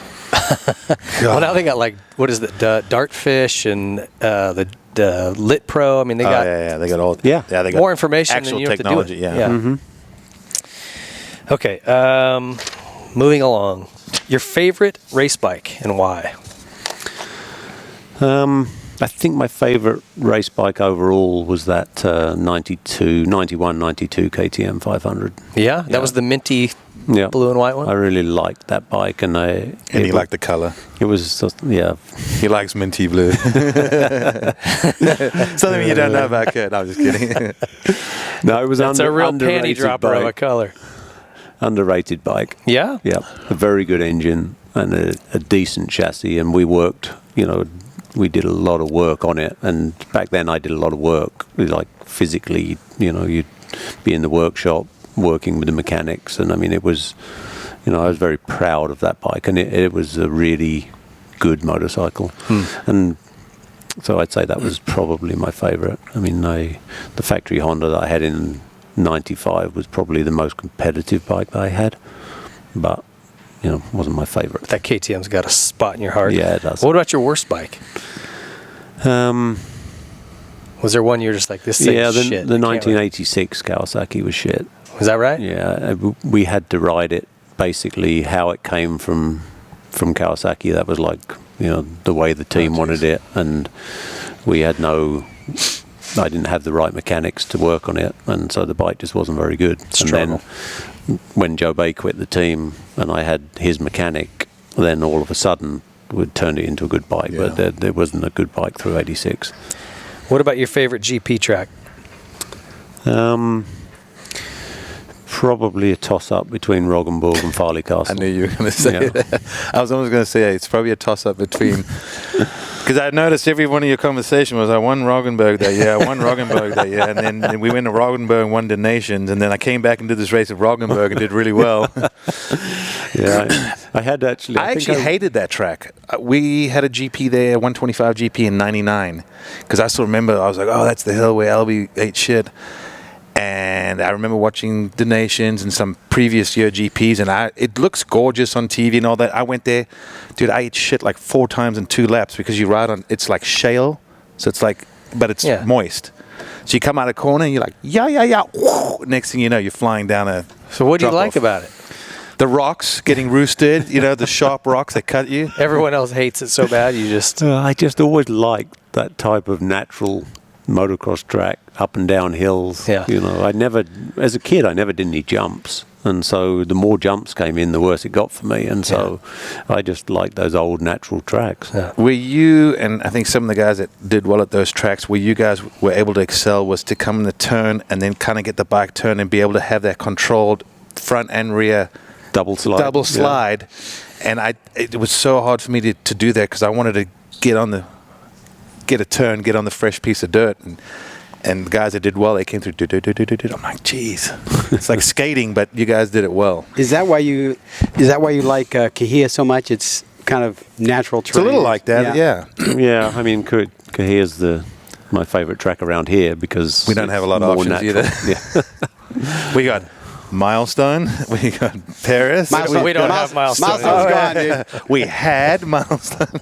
We had Hills as well. What would you do differently if you go back and redo your career? Is there anything you'd change?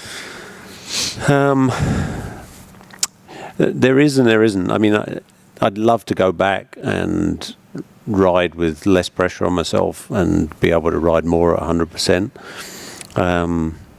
But I don't know if that would work out once I went back there. So, I mean, would I get on a factory Honda in the 80s? Yes, I probably would have done more than I did to get on it. But, you know. I heard you say at one time that you took racing so seriously you never enjoyed it. Is that true? You were like so serious and, you know. You know, I enjoyed everything around it.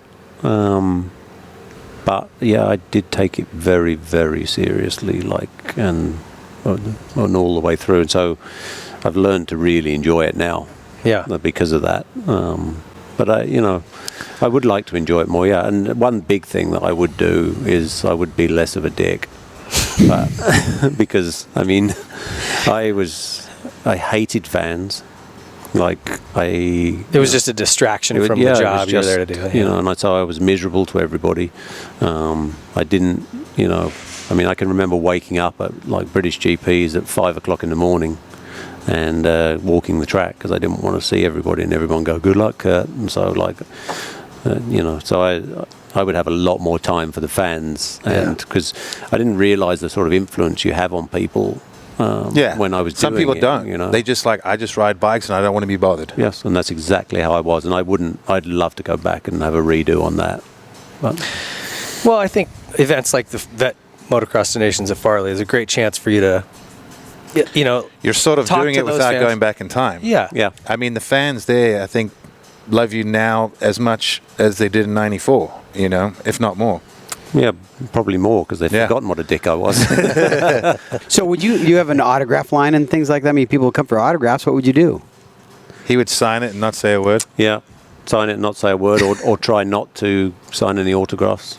Stay hidden away as much as I could so that people didn't distract me. It wasn't a good scene. I mean, I'm not proud of it, but it's so I'd like a do-over, but I can't. Now, one question I actually have always wanted to ask you is, you talk about your career and things, like now maybe you could have changed or would have liked to have done, but when you took the role of sort of taking over KTM racing, I personally think you did a really good job, and I think you understood what racers needed and wanted. When KTM were having success under you, did that bring any sort of similar satisfactory feeling, or was that completely different? No, it brought a lot of similar feeling. I mean, it was like I had such a soft landing from being a professional racer, and as I know how difficult it is, but I mean, I could go straight into being a team manager, and I did really enjoy doing that, and I enjoyed all the success, of course, because I still wanted to win. Yeah. And it was great times for a while, and it was great times. The best times were when the riders were still guys that were similar in age. And like once I got a little bit older, like after you, guys like early 2000s, like that, late 2000s, I was completely over it by then, because then I was in my mid-40s and the riders were still 18. Yeah. You were getting older, they were getting younger. Yeah, and then we didn't see eye to eye on anything anymore, and that's why I stopped. You never burned out on the travel? I burned out a little bit on the travel as well, but I mainly burned out on just having no connection to the riders. Generational gap. Yeah. Because I think, even you're like 14 years younger than me, something like that. Even that, it was like just about okay. Yeah. Because you'd seen me ride, and we had a connection, and all those guys did. I looked up to you when I first met you. Not anymore. No. No, but it was one of the things. I knew who you were. I knew your success, your story, everything. So when I went there, it was kind of like, I was like, that's Kurt Nichol, that's Gervais, that's Mulherb. But once that was gone, then the fun went out of it for me. They're like, "Oh, you used to ride a dirt bike?" Yeah. Hey, I got to be honest. Sometimes, I was just thinking about this the other day. I feel a little bit that way sometimes, even like being at the Nationals and the outdoors, and you go into the pits and you talk to the new kids, and it's like, even for me, I'm like, man, I just feel like we're a total different generation, different, it's like, you have a conversation, half these kids can't have a conversation. Mm-hmm. Unless they recognize they got their headset on and their phone, and it's just different. I'm like, we didn't have any of that. I remember getting my first Walkman, and it was really cool, and I only put it on before the start line and listened to Ride Like the Wind. It was stuck. That was my motivation. Hey, so now all these kids Christopher Cross, Song of Champions. These guys only recognize GL from TV now, right? Yeah, they think he's a commentator. Yeah. No, I had that a couple times. I had a father-son spot me at the track early, and the dad's like, "Hey, Grant, do you mind if we get a picture?" So I sit down with the kid, and he goes, "Yeah, I used to watch him all the time when he raced." And the kid goes, "You used to race?" I said, "Yep." And I'm like, Yeah, happens fast. yeah. Every decade is like a new generation of rider. I think Grant nailed it. You had a huge impact when you took over with KTM, not only the success that they started having in Europe, but then I'm sure you were a big part of them coming here and coordinating all that. It's huge, yeah. And man, they said, I remember going to a press conference right when they first were coming over. This was right after I was done racing, so just after we were there, but they said, we want to build like an orange village over here or something. That was their little thing. Kurt said, "I want to change the world orange." Well, I mean, like you guys did it. It's crazy. Yeah, What you guys accomplished in a really short period of time was impressive. Yeah, it was very. It was great times, but also, I mean, it was loose back then at KTM. It was completely different from. I mean, now it's much more structured. Back then, you remember our like champions parties at KTM and things like that. We talk about that night of 1,000 stars, whatever the hell it was called. We came over for The Night of the Stars. Just grenading bikes. Yeah. I mean, you guys are jumping up onto the stage, no helmets, drunk, burnouts, and this is like the owner of KTM Brass is up there doing. I was in a forklift, never driven one in my life, and I had Kurt jacked up 4 stories up in the roof. He's gripping onto a fork leg, going, put me down, and we're breakdancing in the middle of the dance floor on a forklift. That's dead true. I was scared. Petrified. I was holding onto these forks like this. And he's high too. Yeah, right at the top. Then I was like, how do we get this? Oh, sorry. But we stole all those pit bikes, but no one had put oil in them. Do you remember that? Well, they came off the production line. They were came brand off the new. production, and they were there like lined up so that everybody could look at them as they walk. And we stole them all and started racing them, but one by one they broke because no one had put oil in them. They either seized or ran out of gas. I remember the one I was on, we were racing through the crowd, and it just went, "Ear." And I was like, "Oh, That's not I laid gas. it down, and I went and grabbed another one." Gas would have. it seized. Yeah. But it was so loose then, because that was what we called the new factory then. They have a bunch of new factories again now. That was the new It was one, the yeah. new factory. And so the guy that was like in charge of the buildings, he came to me because I was head of the racing department. He's like, "You guys are completely out of control. This is a brand new building and you're racing bikes around." And I'm like, "Well, I don't know what to do." And then up comes Stefan Pera on a mini bike. Oh, yeah. Racing, and goes right by me, and I looked at the guy and I looked at Pera and I said, "Yeah." There's the ringleader. Yeah. And I remember they had that wooden stage so you could ride up, and we were doing burnouts and starting the stage on fire, and then we were trying to jump it on mini bikes. And the fans were into it too. They were basically the track liner by the end of the night. The crowd would just separate. We'd come flying through. Good times. No, it was great times, and there was just so much of that happened.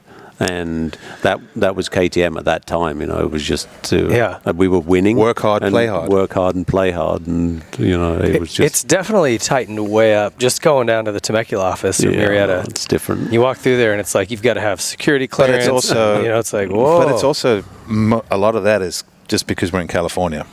Trust me on that one. I know around the world everything's tightened up, but California now everything's so happy, so everything's got to be structured too.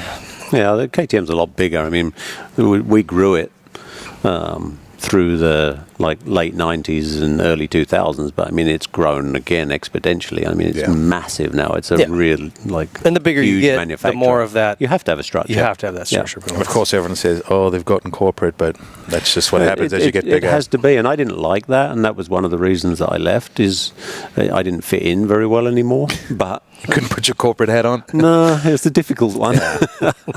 This doesn't fit. Yeah, exactly. This shit. I know that feeling. Was that move to the U.S. tough? Like when they pitched you that, or you're like, "Yep, let's do it. I'm in."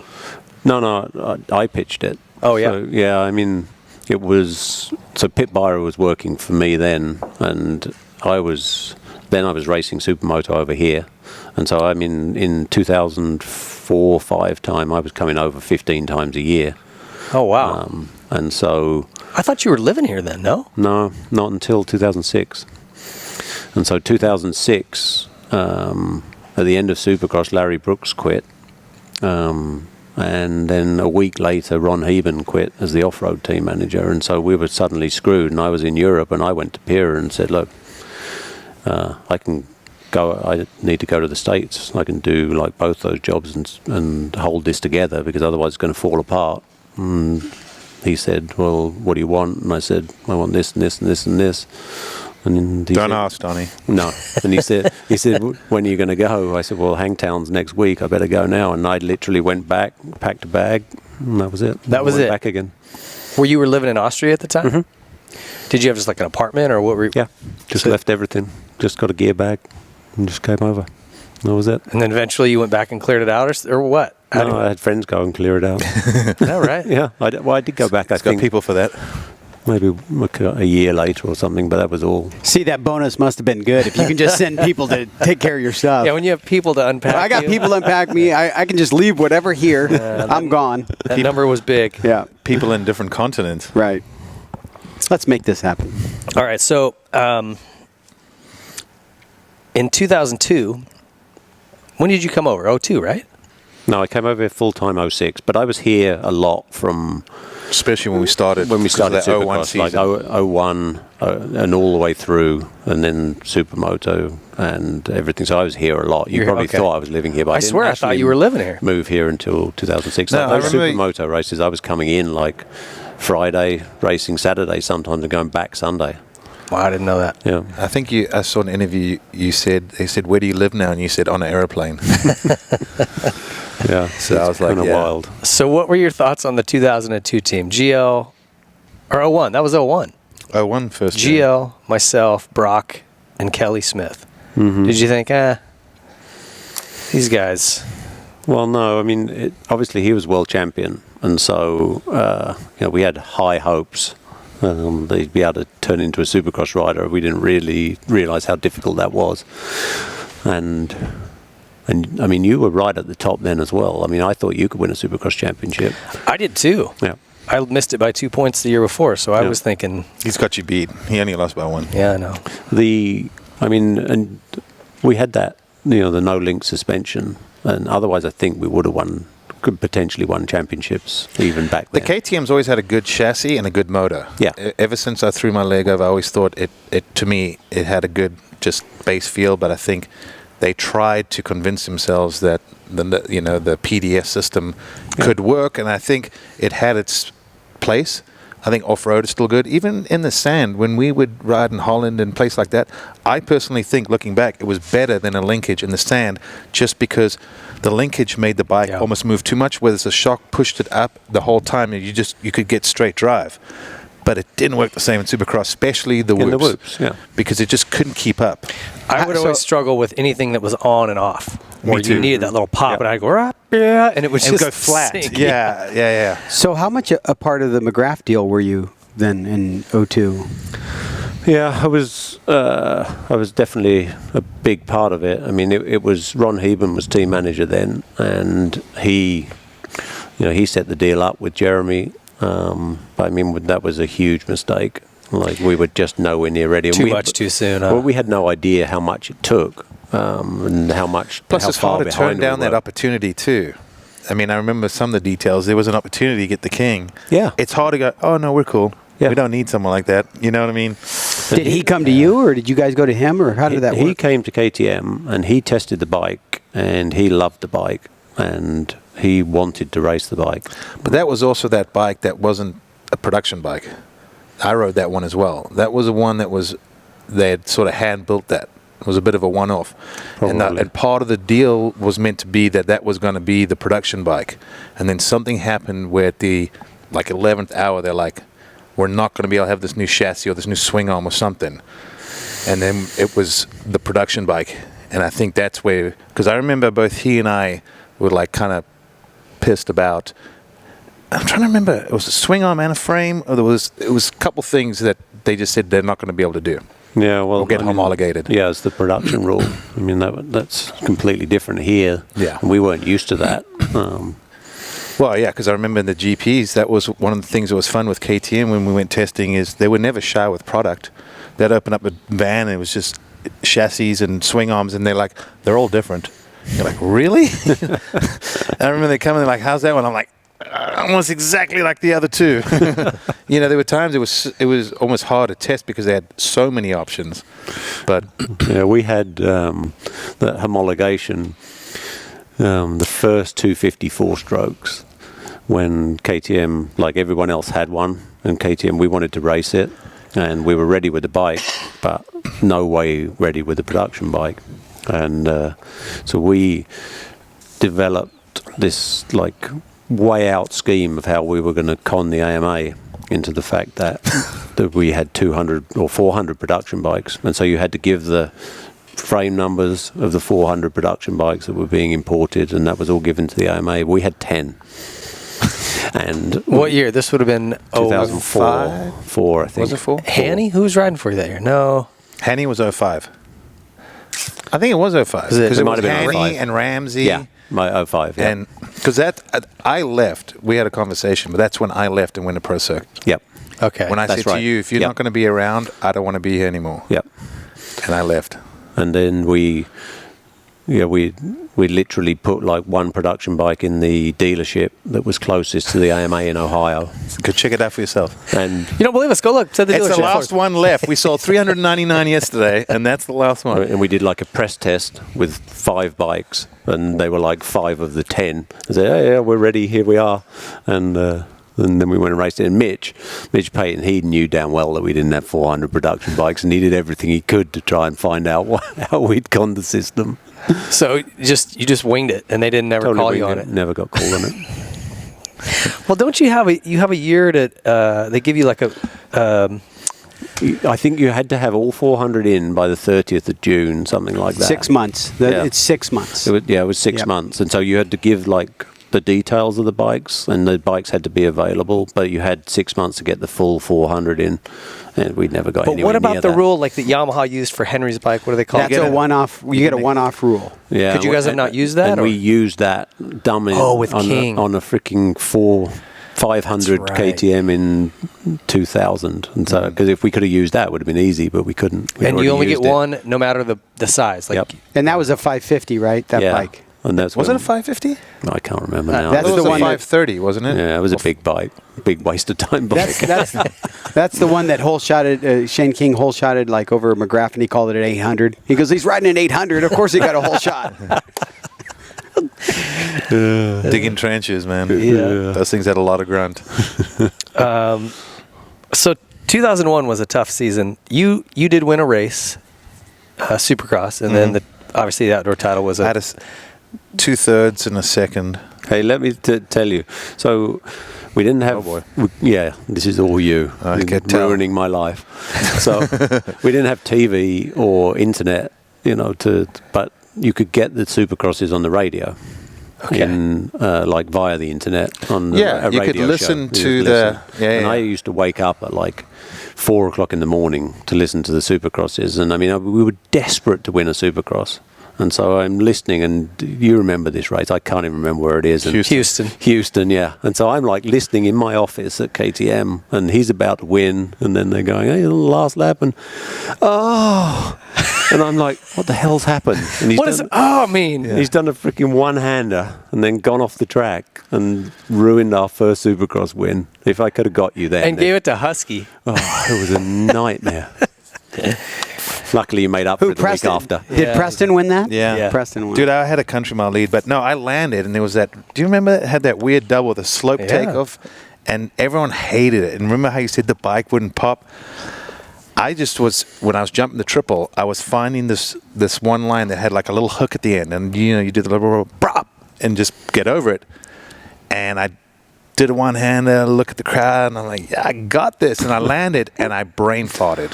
I was so used to doing it every lap, which helped get me that big lead, that I look back and I'm like, it's going to be the dumbest thing I've ever done in my entire life.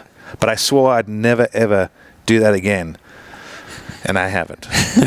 Knock on some wood. And you'll never do it again from here on out. No, since that day, on the last lap, I've only ever moved forward in my career. I've never lost a spot in the last lap ever since that day. So, but yeah. Yeah, you think you were pissed? Yeah. Dude, I was crying like a little bitch. Yeah. All night. I can only imagine Puffy. Your dad. I don't even remember. I don't even think he talked to me. I think he just stormed off. He was too pissed to even have a word. He saw everyone coddling me, and he's like, "Yeah, I'm over this shit." All right, so the next year, I ended up winning a race, but I had just written that story about Europe, a trip to Europe that I did. Maybe it was even the Night of the Stars. That's what I was writing about. You remember all this? Yeah, no, I totally remember that. Oh, I remember really this now. pissed everybody off. I don't think people really know. So I wanted you to tell the story. Like, they basically told you, fire me. Yeah, totally. But I had just won Anaheim, so you're like, well, let me talk to him. But, I mean, you wrote a story where you basically said all Europeans stink. He did. Sounds about right. Yeah, sounds about right. He would never say anything along those lines. No, Don't sounds about wear right. deodorant and all kinds of things. Smoking. Yeah, smoking. And Tell me I'm wrong. Not all of them. That's painting with a really broad brush, but by and large, Well, back what in- I was saying was true. You're not going to get any backup from me. I'm European. But no, I mean, everybody was totally mad. Back at KTM. Yeah, totally mad. Yep. Your Like they name came was into Mud. yeah. Yep. They come into the office and like, what the hell? Yeah, what the hell? Who is this guy? Like, but luckily for you, you were like doing well at that time, so you survived. Otherwise, I mean, you really pissed everybody off. They'd have fired me, huh? You said that basically I would have had to fire you if you didn't win this race. Yep. And then I still think you said, because the engineers never wanted to do your stuff again. Is that right? Because you mentioned something I remember about one of their like KTM engineers, and they were, whenever I go and say, do a motor for Pingree, they'd be like, He'd be saying it. Really? I don't remember Hey, what I said do about this that. for Brock Sellers. Do this motor for him. It's not you. yeah, it was good. Ping's like, why do I have all these other names on my motor? All I said was about the hotel rooms are really small, smoking, the diesel exhaust, They like stink, they smoke, they're ugly. I didn't did say say- they you- all stink, But but you did say they stink. That was the worst bit. You definitely said that. No, they don't wear deodorant. Is there deodorant in Europe? I remember it was but is there? it was genuine. Listen, I know. He's like, hey guys, Don't dig a deeper hole, Ping. Just say, I'm sorry, and move on. Pause that. Look, I was definitely painting with too broad a brush because I have some great friends from Europe. Yeah, I would include you in that. I have all the respect in the world for you.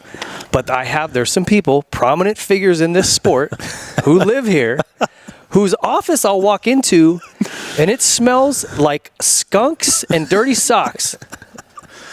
And damn it, it's like I'm 10 feet from this person, and I'm going, this is unreal. Well, Yeah, well. start peeling the logos off now. Anyway, but I was like, I think my contract was Supercross only, and I said, well, let's see, maybe we'll do nationals. And after that, you're like, you're not doing nationals. You're done. I mean, you were a waste of time in nationals anyway. Especially at that point. 2001 summer was maybe the worst year I ever had. I was so miserable. yeah. I still think it was a lot of it is that the KTM had a different characteristic to the Japanese bikes. It was me. And It wasn't the bike. It was just me. It wasn't the bike at all. I know Brock struggled a bit in the beginning, and The deodorant was wearing Ping down. being in the KTM trucks just stunk. Okay, so I got to ask you this story because Bones, who he does a lot of our research, he'll call me and tell me, okay, ask him about this story. So Millville, I can't remember the year. Maybe it would have been 04. But it was Millville, and it was RV's first season on a 250. And I think he was only doing some of the races. Scotty Bell bringing the CLs. Mountains are blue. They don't stay for that long. So Alessi and RV are in a battle, and Alessi goes off the track. And there was a repeater banner. It was like in the back section at Millville. You come down the last hill. Not the last hill, but where you're the furthest away, Yeah. and then it goes right, and there's a horseshoe, and then Yeah. double. Well, he came off going down that hill, and instead of coming back, there was repeater banner, and so he basically cut off a whole section and jumped right back in behind. And so up at the tower, they couldn't tell what had happened. It just looked like nothing happened. He's still right there where he was. But they get radio from somebody that unless he cut the track, he cut all this time off. And so I guess there was a big brouhaha after the race, right? Like Mitch came over. You guys were all yelling at each other about it because they had issues with Alessi multiple times. And he even said as they were trying to drive away, their mule stalled, and they had to push the mule away. and you and Mitch are like yelling at each other as they're pushing the mule away. So he said... but I think that was also had been brewing from like 01. When we first came, I mean, do you remember like 01, the tension between Pro Circuit and It was KTM? very real was for all real, times. yeah. But they said you're back at the hotel, and you guys were staying at the same hotel. And the Pro Circuit whole team was in the lobby, and they went into the office to do something, and there's a Alessi poster in there. And it was a mechanic who used to work for you, I think, and he ripped the poster off the wall because they were all still just heated about the day. And through the glass, you had just come walking in. He's looking right at you. And I guess you got pissed, and we're like lighting him up. And Mitch rolls up a couple minutes later, like after all of this, and he's like, he looks at you and goes, "Rough day, huh?" And you're like, "F you, you probably," like just let him have it again. Like you guys were almost ready to fight. Yeah. Do you remember all that? I do. I remember. I don't remember it like in as good a detail as some people do, but it was. Yeah. Well, if you get a little full heated, on. sometimes you're like, "I said that? Or I pointed like that?" You're like, "Oh." Well, and then looking back, I mean, Mike and Tony Alessi, I mean, they just love to cut the track. I mean, that was like their specialist subject. Where can we make time? Right here. But yeah, no, I mean, there was genuine tension because, I mean, Villopoto and Alessi that had brewed way for back, the last 5-10 years or however long it had. And there was definitely, I mean, I was jealous of Mitch. Yeah. He won all the time and we didn't. And so, I mean... Yeah, well, you guys are just two very passionate guys about what you're doing, and you wanted to win. Yeah. But I never even really had heard that story. But I'm thinking, man, what about... You were there when Alessi and Tedesco crashed, and Mike standing on Ivan's bike and that whole drama. Mm-hmm. Like, what was that like after the pits in there? We got over... Once we got over that Millville, then we kind of, maybe 2 or 3 weeks later... Then me and Mitch sat down and said, like, don't you realise that they're dragging us and we're becoming like Villopoto and Alessi. Part of the drama, And yeah. so we never did it again. Okay, yeah. Bones said you and Mitch that a couple weeks later were sitting at a bar talking. Yeah. And the Pro Circuit guys walked in like, "Do we need to go get involved?" And he's like, "No. Security. Just let them. They're doing fine. Let them That's talk." exactly. We sat there and said, like, we're making ourselves part of a drama, which is not our drama. Yeah. Well, in 05 at Glen Helen, the first moto, Alessi punts me in a corner and I get shoved off, and I was so heated. He comes around the loop, and I maybe could have gone back, but I would have never had a chance to try and take him out. GL, everybody's seen that. So I waited. He comes by, but then off the finish line, he's coming up there. "You cut the track. You can't cut the track. He cut the track." And I'm like, "Shut up." I'm like, this is coming from the guy who's cut almost every national. Yeah. So I want to ask about this. I mean, was it when you had the Alessis on the team? Was there or we had to be drama all the time? There was, non-stop drama. I mean, that was their MO. But I never minded working with Tony. I genuinely didn't. Like a lot of people thought that he was not helping Mike. I totally disagree with that. I don't think Mike really could ever function very well without Tony. And Tony, they had a great program in amateurs. And the only reason that program didn't quite transfer to pro is because other people had good pro programs. But I mean, Tony and Mike had a great program. Well, he's done a good job even with, we talk about the Motor Concept team. And some people have said because it's not his kids on the team, he's not over the top. Yeah, overbearing, overpassionate. So they're saying he's got good intentions and he's very... He's a perfectionist, Tony. Yeah. He knows how to do it. And they spent a fortune of their own money building Supercross tracks and doing all They've the right invested things. in themselves a lot. Absolutely, they did. And Tony knows how to win races. I don't think he held Mike back at all. I think he helped Mike. Well, those were his best years too. In their relation, in their days where he was with Mike at KTM or whatever, I didn't really know. I wasn't close enough to it to know. I just see all the drama. But now that Mike's out of the picture and Tony's over there at MCR running things, I think he's awesome. I think he's a great team manager. Like you said, he's a perfectionist. He'll do absolutely anything for the guys on the team, whatever they want to do. You know what I mean? Like he's all in. Yep. I've seen some. My opinion of him has changed a lot. I've seen some intense stuff with him when Mike was on mini bikes that probably wasn't too good. Yeah, and I'm sure that's right. And I saw a bunch of that too. But in actual, if you, well, people said to me, you know, My dad was a bit like that, though. He was a bit, yeah. You didn't even see him at amateur days. He was worse. But my job at KTM was also not to make Mike Alessi a better human being. Right. It was for Mike Alessi to win, gotta and win, the yeah. best way for Mike Alessi to win was with Tony there by his side. I mean, that's Yeah. I will never have anyone say any different from that. And yeah, they had a good program, just not quite, you know. Yeah. When you look at it, 05 was his first full season. He was runner-up. 06, runner-up. 07, runner-up. 08, runner-up. That sounds a lot like somebody I know. I was just going to say he's the Kurt Nichol of the US. Well, he bumped into Ryan Villapoto.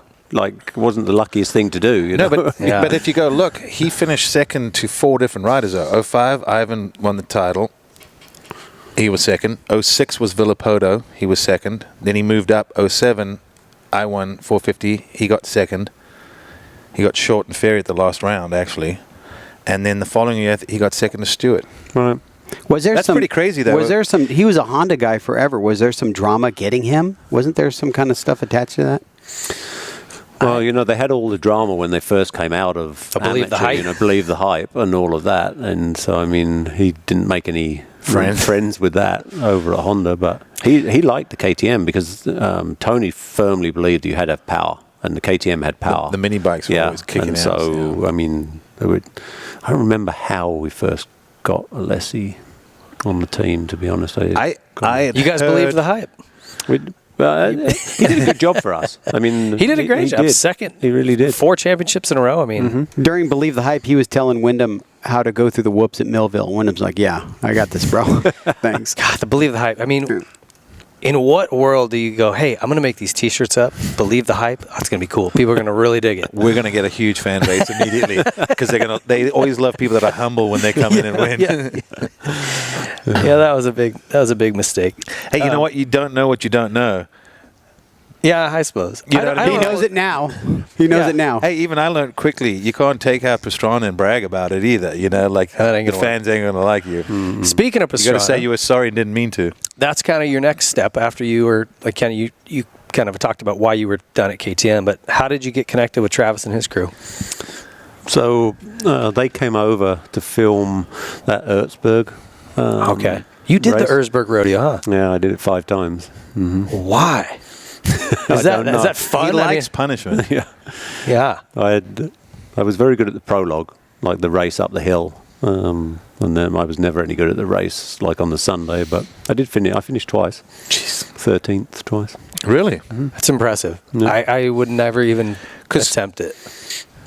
Yeah, Travis and finishing is a Jeremy- win. Yeah, Well, finishing is a win, but you got to also do it in a certain time. yeah. You 'Cause get Jeremy- 4 hours off the mountain. Didn't Jeremy cross the line but miss the Too time? late. Yep. Jeremy McGrath? McGrath, yeah. Is that right? Jeremy Oh, I did didn't it. know Him that. and Travis said, I'm going to do it, called Jeremy out. And Jeremy was like, yeah, I'm going to train. And Jeremy even said, dude, it was the gnarliest thing ever. They have him in that big rock garden and it's raining and drizzling. And Travis is dying. And they see Jeremy and he's just looking at the camera. He's just mud, no goggles. And you just like, he just looked like he was regretting it right there. Like, I've thought those, like the 2K beach race would be fun, or one of those, or what's the other one? Let it go, yeah. I thought that looks fun to me, maybe, but I've done that too. There's no fun. it's no fun either. Because then it just gets nasty. Well, at the the problem with the 2K is the fast guys. So what they build on the beach is they build jumps like ski jump Okay. type things that have bumps up them. But if you want to go fast, you have to go up those in 4th gear and spot your landing. But it's full of riders. And so you have to jump over all the riders that are below you. slow guys, yeah. Yeah. And you come up to it in 4th gear and you look at where you're going to land and that's where you go to and you just jump over all the carnage. What? Yeah. I'm dead serious. Oh, yeah. Because if you stop, you're in a traffic jam. Yeah. So never mind what I said. I don't No, want it's to. not Well, fun at all. well, also, too, when you watch, sometimes they Did have you like do that? Yeah, I did that. I finished 6th the one year that I did it. But you were jumping over people. No. Anybody get landed on ever? Every All the year. time. All the time. And I couldn't do it. I mentally couldn't do it. And so I did it one year and I was sure I was going to win. It was 96. And I thought, all these other guys, they're not as good as me in sand. Were you on a 500? What were you riding? 380 KTM. Oh, okay. Yeah. And So, but then once I saw them doing that, and I couldn't do it, and so I finished sixth, and I was like half a lap behind, and I'm like, I'm never going back and doing that again. Wow. Or like when they have the little build a wall, and then the first few guys get through, and then there's just and then there's guys just sitting there waiting for like 20 minutes. Yeah, well, that's what I've seen, where there's so many bikes down, you just got to wait. There's no way to get through. I'd cut the track. That's what I do. So would DLSs. Well, that's impressive that you did Erzberg. What was your job with them? You were like the tour manager or something? No, not in the beginning. In the beginning, it was tiny. So when I went there, it was when the MTV Nitro Circus MTV show first was on, and so I'd met Travis and Greg Godfrey when they did Erzberg, and we kept in touch. Andy Bell and all those guys, and so when they were getting to that TV show, then they knew they were going to expand, and it was at the time that I was, coming to the end at KTM, and so I just called Greg and said, "You need someone to organise everything," and he said, "Yep," and that was it. We did a deal, and so I was the general manager, the COO at Nitro back then, so I did everything. Greg was creative. Travis just wanted to play all the time, and so I did all of the work. Yeah. And I mean, it grew and grew and grew, and then got sold to another company, and then sold again. And did you have any ownership in it? I did, yeah, a little bit. So it was, it's been great. But now it's very big, and so when it started to grow, then I kind of backed away a little bit, and so I became the head of the touring division, just the live shows. So I pulled out of the TV and that stuff. And so you're still setting up all the arenas and all that, though? Mm-hmm. Yep. I mean, we've been doing it so long now. It's a difficult job, but it's not super tough because I've been doing it so long. Right, so, right. All the... Yeah, and I mean, the main thing I do now is it's kind of advise. I've got a bit of a second nature for it because I've been doing it so long, and I know where we've been. I know how many people we did at that show, and I know where the good deals are, and so... Let me ask you a question, because I've always wondered this. I went and saw that show at Qualcomm. Great show. Super entertaining. My kids went and loved it. What does it cost to rent that place? A stadium of that size, football stadium. Well, the variance is so huge. Like if you wanted to, if you want to rent the Staples Center during the basketball season, you'll pay $100,000. But if you want to rent Qualcomm out of season when they're about to lose their team, it costs a little bit less than $10,000. Oh, is that right? Yeah, cheap. Yeah, and then you pay all the staffing costs and security and all of that, and you only use a small part of the stadium. Yeah, because there's like 10,000 people I think were there that day. Okay. So do they get, when you go and get a soda, beer, popcorn, all that? Do they receive that revenue? Is that how they really make their money, or is it split? Or no, they receive it. So the basic deal, which we always do at Nitro for those stadiums, is they get the food and beverage. We pay for all the costs in the stadium. Sometimes the rent, sometimes not. I mean, because there's good money in food and beverage when you've got 10,000 people there. No shit. Have you seen the prices? And there's no risk because they haven't got to sell the tickets. So, but now, quite a lot of the shows, now that Nitro Circus is more established, there's a lot of the stadiums actually kind of buy the show, and then they sell the tickets. So they take the risk on it. They can make more money. And Nitro Circus makes guaranteed money. So, I mean, there's lots of ways to skin it. Yeah. I'm just interested. I'm curious, like, what a Supercross costs. And, they never put those figures out. What does it cost to rent the stadium? What does the dirt cost? What is it, all of those things? So it's an expensive business that they're in as far as those big stadiums. Insurances. But they have a lot of people that come to the races. Feld do a lot of shows all over the country, and so they get very preferential deals. They sometimes get a cut of the food and beverage, which we could never get as a small company, but they do. And it's buying power too.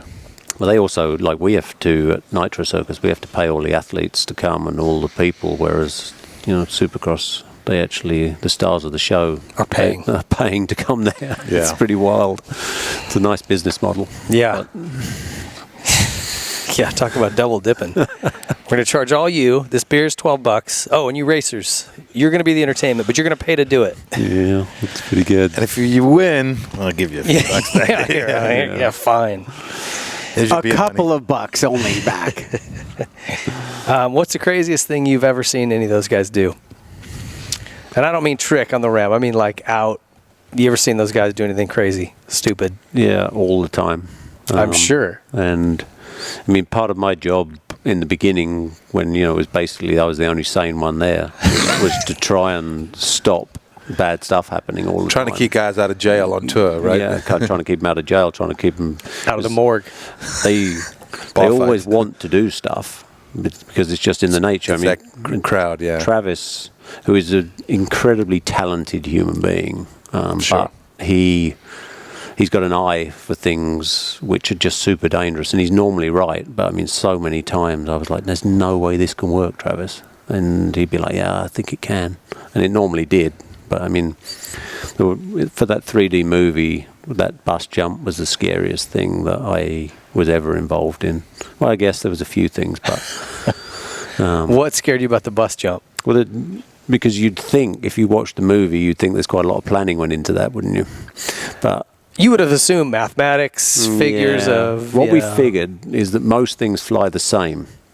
It doesn't matter what their size is; they don't normally fly the same distance. So the most planning that went into that was I jumped it twice on a 450, and Which is like a bus. we measured the speed of the jump, and then said, "Well, we better add a little bit more on," and then Play it that little safe. bit of bus. So when they're going down there, we had absolutely no clue if that bus was going to clear that gap. And who was driving that? Was it Travis? No, Cam McQueen, who was the monster truck driver, very talented driver. But I mean, he said he had his foot on the floor because as he was coming up to it, he thought, "Oh, I'm nowhere near fast enough," and just had his foot on the floor. And it cleared What it. was the speed? Do you have a speedometer when you hit it on the bike? Yeah, What was the speed you were doing on the bike? 68, I think.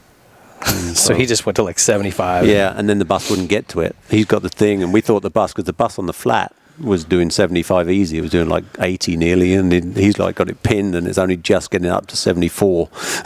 And he's got his foot through the floor. Yeah. Just blip the throttle at the top of the takeoff. Seat bounce. Yeah. That's crazy. Yeah, I'm. No, you'd be like shocked nowadays, actually, because Nitro Circus is much bigger, so there is a lot more planning that tends to go into it. And Travis has developed these landings with blow up, and I mean, it's a lot better than He's it was. helped the sport continue to evolve Totally. with all that sort of. Well, I should say, as a team, you guys helped that. all That evolve. like the triple backflip that Josh Sheehan did. I mean, that Travis developed this airbag that went over the landing so that he could practice it and land in this soft airbag. And then they took the airbag off, and he had exactly the same landing and things like that. When So I I mean, watched, that was when I watched the making of how they got to that point, I was like, it was mental. Just wide open up that massive ramp, and It's still insane. Foam pit, those mats, whatever. It still hurts. You could still get really jacked up. So I Yeah. appreciate that it helps, but like yeah. you're not going to go do a triple backflip just because there's a foam No. air blow. Just you know what I mean. Who's the guy jumping the gap in the wheelchair? Aaron Fotheringham, wheels. Yeah. all right, who's the one doing it on the horse on wheels? Who's the one doing it on the bathtub? Who's the one doing the shopping Yeah. cart? Who's the one, like, every time I watch, they're going off something. My favorite was they got a new little space shuttle and the guys are in NASA suits. Oh, the trash can, It's a that was great too. But the wheels, like I was Yeah. at Parla when we had the ramp set up for the first practice, and Wheel shows up, and Travis knows him, or he's called Travis or something, and so Wheel shows up in his wheelchair like that and says he wants to go off this ramp, and I'm the general manager, and so I've got to take the decision then. And I'm saying, Travis, we can't put a wheelchair at the top of this 50-foot ramp. Just drop and let him in. drop him in and see if he lands in the foam pit. And Travis is like, yeah, I think he can do it. He looks like he's got a lot of talent. And all he's seen him do is wheel in Yeah, his that's wheelchair. But we got him to the top of the ramp, like How? carry him up there, which had to happen every night at the shows. But I mean, I was there at the bottom thinking, we're about to kill a handicapped kid. Wow, man. Allowed That's to be in a lawsuit. Yeah. You got to have crazy insurance, huh? on this company? Nowadays, yes, but back then there was so many wing and a prayers. Is that right? I mean, Greg Godfrey, he didn't really believe in insurance or waivers or anything. Yeah, I see his trucks all over the place still. It's his family it's business. his family business. Yeah, they have a big trucking Out company of Salt in Lake Utah. or yeah. Yeah, Who is this? Craig Godfrey. Greg Godfrey. Yeah, He did the Ironmanned Baja with Travis, and they made it. Travis's bike broke at the end, but Greg made it. That's right. Yep. 40 hours or something. That's insane. So as that thing has grown, like you said, you've kind of reduced your role now. You're just doing the tour stuff, but you started Champion MX. This is your new venture. How's that going? It's going great. Yeah, I've been doing it 3 years now. We have guys come over, vacationing, riding on the track. I mean, my thought process was, once Nitro Circus had, been bought out and there was an investment bank running it, and so I'm like, this is, once again, there's a corporate hat that isn't going to fit very well here. Yeah. And so I thought, well, I'm in my 50s now. Like, I could really imagine working in that corporate environment until I was in my 60s, and then suddenly realizing that I'd missed out on the last 10 years of fitness, and I wanted to go to the track and I want to ride because I still love riding. And Yeah, I remember you told me that one day. I said, what the hell happened? You just said, I just realized I really love riding. yeah, and so I'm like, how can I, I'm not a guy that can't work anyway. It's impossible for me. I mean, the thought of retiring, I retired once from racing. It was the worst thing I ever did, so I'll never retire, like, ever. Yeah. And so I thought, how can I, do something which... What can I do that I love? That I can go to the track every day and I can hang out with people that also love dirt bikes, and it's a happiness business. These people coming over from overseas to ride dirt bikes, and so everybody's happy.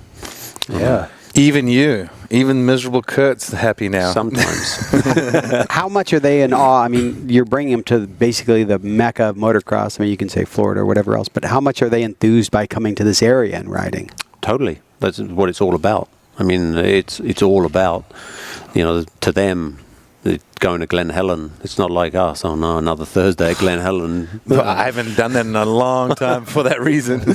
But they're super enthusiastic about it. I mean, and we give them a great time. I mean, luckily my connections with KTM. KTM supports me with it, and so every year I get brand new bikes, and so the guys come over and they have brand new equipment to ride on perfectly prepped tracks. I mean, we forget how bad those tracks are, as well as not wearing deodorant. They also don't know how to prep a practice track. I know exactly. Europe. Yeah, that was another thing about it. Yeah, you wrote about it, and so no, it's a dream for any of those people, right? Yeah, because is the bulk of your clientele from Europe and UK, or is it kind of everywhere? It's, I would say, like 50% from the UK, and then another 25% from Europe, and 25% from other countries. Rest of the world. Okay. Yeah.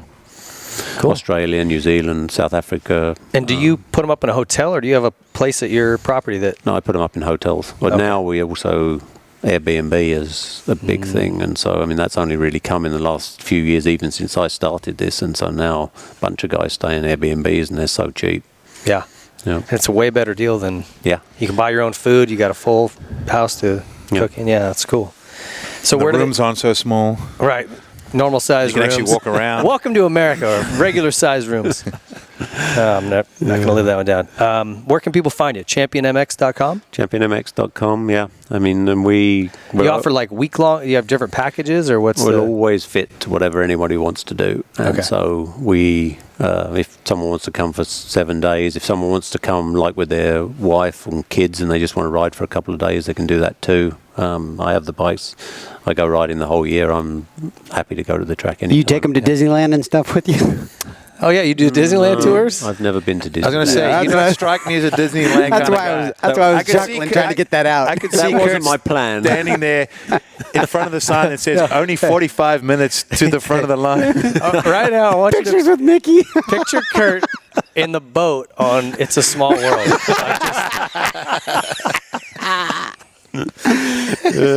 Standing in front of the castle getting a picture with Mickey and Minnie. That's the funniest shit I've thought about in a long time. You on that boat.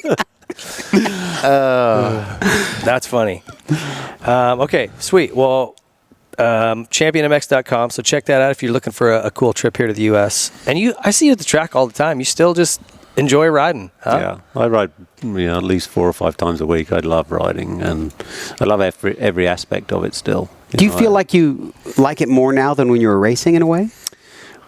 Than when I was racing full time, yes. I've grown to really appreciate it. As soon as I stopped racing full time, I appreciated it more, like most of us do. But and I've led a blessed life because I've been able to play around on dirt bikes, which is what I love doing, and all those things we've talked about: Supermoto, Endurocross, Erzberg, Le Touquet. I mean, it's just been great the whole way through. And now, I do these vet races, whether it's Farley Castle to the Vet Motocross to Nations, and then the World Vet here, and race with Doug Duback every year. And I mean, I still get the same buzz from being in the races. I love it.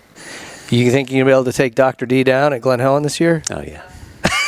Oh yeah. I'm certain of it. I knew it right away. I was going to be able to win.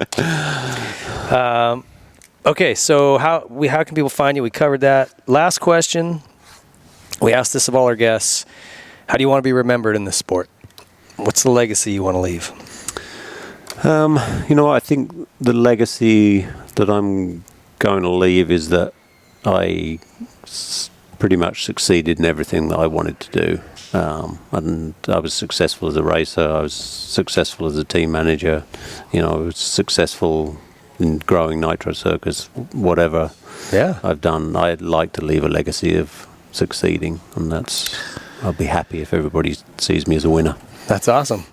Nice. I mean, it's hard. As you were going through all that stuff, I'm like, everything you've touched has kind of turned to gold. Well, I don't know about that, but I like winning. Silver. I do second. like winning. Yeah, exactly. Yeah. A lot of silver. A little too much. Yeah. Well, hey, thanks for coming on, Kurt. I've always respected the hell out of you, European or not. You've always smelled nice, so I always, not afraid to call you a friend. Well, he's on an island. Yeah. And they're actually technically right now, we might not be calling him European. No. Brexit. Yep. Now he's English. Yeah. American. Hey, I had a really good time in London. When I went over for that, I love London. Like, I could stay there. We took a train to Paris, not so much. No. I loved London. Well, Paris London's is a great, shithole. except the weather, I mean, I think as a California boy, the weather might get to you after a while. It gets to me. Yeah. But the people were nice. The food was, we found London's good a big food. place. We got an Airbnb one night on the wrong side of town, and Oh, it was gnarly? we didn't leave the room. Oh. Yeah, that'd be Tottenham Hotspur's side. If you're in the Arsenal side, you're fine. The arsehole side? Is that? That's where we find you? Well, hey, Kurt, thank you for coming on, man. It's been Thank a you. pleasure. It's been awesome. We'll see you Thanks, at the track bud. soon. That's Kurt Nickel. Thanks for tuning in.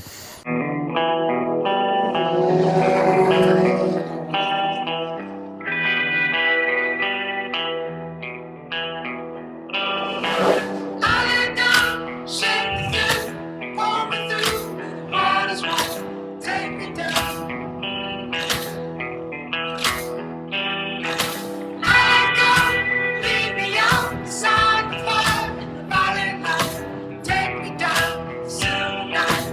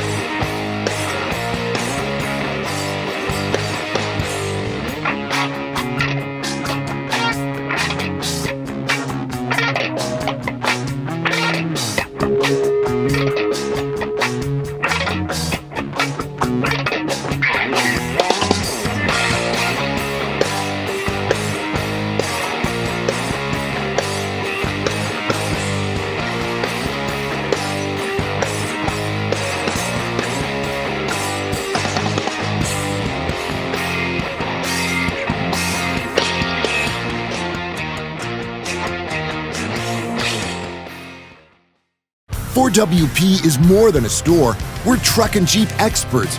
From wheel and tire upgrades to full custom builds, 4WP has you covered. Do your rig right. Shop online or find your store at 4WP.com.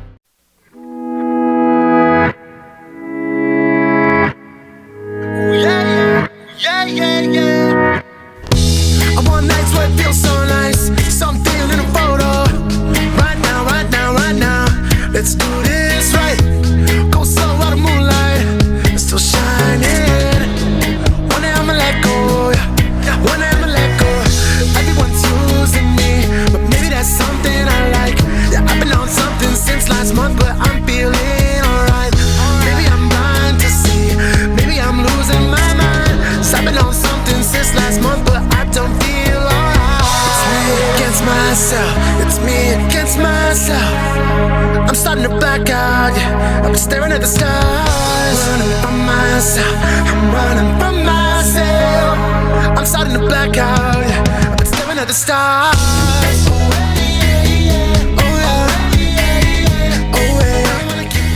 Hey, welcome back to the Whiskey Throttle Show. For this week's episode of the Sponsor Spotlight, we've got Brian Godfrey from Method Race Wheels. Brian, welcome to the show. Welcome, guys. Stoked to have you. It's been a while. We've been talking about having you on. And, man, first of all, thanks so much for being involved and believing in us at the beginning of this show.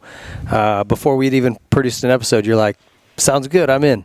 Yeah. And I was like, that's awesome. You know, these guys are great. So I really appreciate it. Yeah. All that to say that. I really appreciate you guys believing in us and getting behind the show.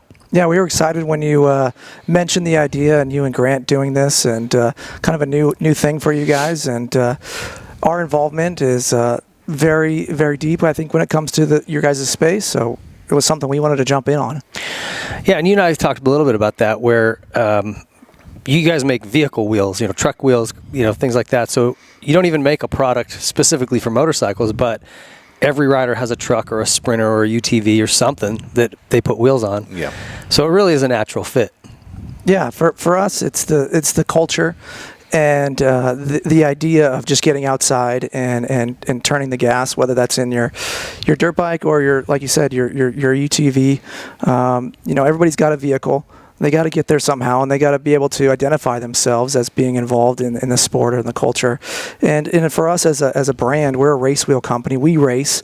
We want to win. Yeah. We know the idea of what it feels like to win or to compete, and we're just looking to expand our breadth of our brand within another space. And I feel it aligns pretty damn well. You go to any Supercross and you walk around the parking lot and you're pretty much going to see Methods most of the time. Yeah, it's true. They're everywhere. There's some brand loyalty there. I mean, even when I saw just how much merchandise you guys sell, I mean, people just want to be a part of the brand. You guys have created something pretty cool there. Yeah, well, we try to be authentic. We're a small company. We're not some big conglomerate that's run by other big company. We're less than 50 people trying to just do it, just like most of the other companies that are starting out. And we appreciate the support of the sport, and we just want to be along for the ride. Well, and I think you nailed it where you said you guys are authentic. You love to race, and you guys go out and you win truck races with the best guys in the business. And that translates. This isn't some show pony wheel. It's like they're legit. Mm-hmm. And not only are they legit, if you're really off-roading, they look cool. So whether like my truck's pretty much a pavement princess, but it looks sick. It looks like I could go hit Baja with that thing. Yeah, So. yeah. I mean, the brand's only about 10 years old. We're relatively new. We've branched out into some other different things. We have a tire brand that's underneath the company called Tensor Tire. That's for UTVs, but for the most part, we're a truck and an off-road wheel company. And like you said, everything from your Sprinter van to your UTV to your daily driver, or a race vehicle or pre-runner that you want to go out and mash with on the weekend. It's our job to make sure that we're developing the best product possible. Hey, I raced the Parker 250. There you go. And not a flat with the Tensor tire. Nice. Nothing. The whole. Yeah, Donnie was telling me all about it on the way up. He's like, those tires are good, man. Yeah, it was good. And we've tried to, find the best athletes to support, whether they are on two wheels or on four wheels. I mean, we've gone out and tried to help some of the best. Well, and I always appreciate any company, and I tell all of our listeners and viewers, support the people that support our sport. It's small, and it's if we don't do that, if you're supporting some company that's taking their money and running, man, you're only hurting us as a family. So the fact that you have a sponsorship deal with the Troy Lee Designs race team, with their TLD SRAM mountain bike team, plenty of racers individually. You mentioned Roxon has some wheels, so lots of guys are using this stuff, and you're involved. I love that. Yeah, he's an example of somebody who just supports the brand. We haven't gone out and reached out to him. He's kind of just found us and from the stuff that we've done and supported what we're doing. So I appreciate that love. But guys from Toby Price to Ricky Brabeck, who just won the Dakar, we've support those guys. And like you said, the TLD team and Shane, who's no longer with there but continues to support the brand. But it's our mission to go out and find the right guys to support us. And if you're one of those guys and you're looking for support, hit us up. We probably want to work with you. Yeah, cool. And you guys in the off-road truck racing and off-road world in general, between rally and short course and all that, you guys kill it. Yeah, what athletes do you have there? Well, let's just take different disciplines. Rally, it's primarily American-based rally, so staged rally with the factory Subaru Motorsports team. And what we do with those guys, from David Higgins to Oliver Solberg last year to Travis Pastrana, who are running that program and doing a great job. That's out of Vermont. They crush it. And we develop a specific wheel just for that team. And now that same wheel is on every Subaru Crosstrek that's got a tent on the roof that wants to align themselves with that discipline. And that was by chance. We just kind of went and built a great race wheel, and now those guys are just running it on their daily. So that's one discipline. The other disciplines would be off-road desert racing or short course racing, where it's really just a tough, strong wheel that can work with the elements that are being thrown at it. It's about being lighter, stronger, and faster. That's our kind of catchphrase. It's right there on the shirt that GL's got. And you always bust my balls because sometimes I'll say lighter, faster, stronger. You're like, no, it's actually lighter, stronger, faster. I'm like, Yep. Anyway, it's those three things, people. In the correct order. But it's in that order. Yeah. Off-road racing is really the heritage of the brand and building the best products possible for that. And then translating that over, obviously, into the street products and things that you can buy for your daily. But it's what we love to do. I mean, we're all competitors. We're either, a lot of people at the company, either ride or race in some level. And it's ingrained in what we do, and we want to support people that are trying to do the same thing, like yourself. That's awesome, man. Explain, because we talk a lot about the bead lock technology or the bead grip, but explain exactly how that works so that we all know. Yeah, I mean, basically, you look at these trucks on the street, and they have like these bolts around the edge, and it could be a true bead lock, or it could be a simulated bead lock, or we have something called bead grip, which is somewhere in the middle. But the whole idea of when you see those bolts around the edge is that in a true bead lock wheel, there's a tire that has a bead, just like your moto tire, right? It's got a bead around the edge. And what we're doing is, on a moto bead lock, it's a piece of plastic in the wheel, and it's pushing it out against the edge of the aluminum rim. In a truck bead lock, we're taking actually one of those beads and we're sandwiching it between the two pieces of aluminum on the outside, and that's what those bolts around the edge are doing, is sandwiching it in there, clamping it on there, so that when we run low tire pressure or we get a flat or we're throwing the truck in on a large load, on a side load from a jump or a turn, that it's not pushing the tire off the edge of the bead, allowing the tire to stay on the wheel and maintain air pressure. And that's usually in a race condition, right? You're not, those wheels are not street legal. They're not what we'd call DOT approved. A lot of people run them on the street, but a bead lock is not street legal. So the ones that you see on the streets that have those bolts around it, it's a simulated look to look like our race product, so that you can look like what the pros run. But to take it to have something that is have some technology behind it, we've developed something called bead grip technology, where we take the edge of where your tire would sit on the bead. We put some serrated edges in there and create basically a place for the tire bead to sit, so that if you air down, you're a Jeeper or you're off-road and you want to air down so you have a smoother ride off-road, and then you don't want to worry about the tire coming off the bead and then be stranded with, hey, now I got no air pressure and I got to get this thing back on the wheel. It's just a technology that we've patented that works well for us, and so well that we now have Dakar-style teams to Toyota Toyota Gazoo factory team that won Dakar last year with Nasser runs that same technology in their wheels, and now on a lot of UTV racers we're running that because the whole combination is just lighter than a traditional bead lock. We can do it in a lighter way and still have the same effect. Still pretty effective at holding it on. Yeah, absolutely. Awesome. Yeah, I just wanted to hear about it so I know specifically, so I'm not Butchering blowing it. smoke. Yeah, I want to really understand it better. Yeah. Is that primarily the outside of the tire that comes off the bead? We run the technology on both sides, but yeah, when you're sliding a corner or like in Especially short course, course for sure, they're sliding a lot and they got a lot of side load, and the tires are usually deflated for more traction. That we put that on both sides. Yep. Oh, but a traditional bead lock is only on the outside. Only on the outside. Yeah.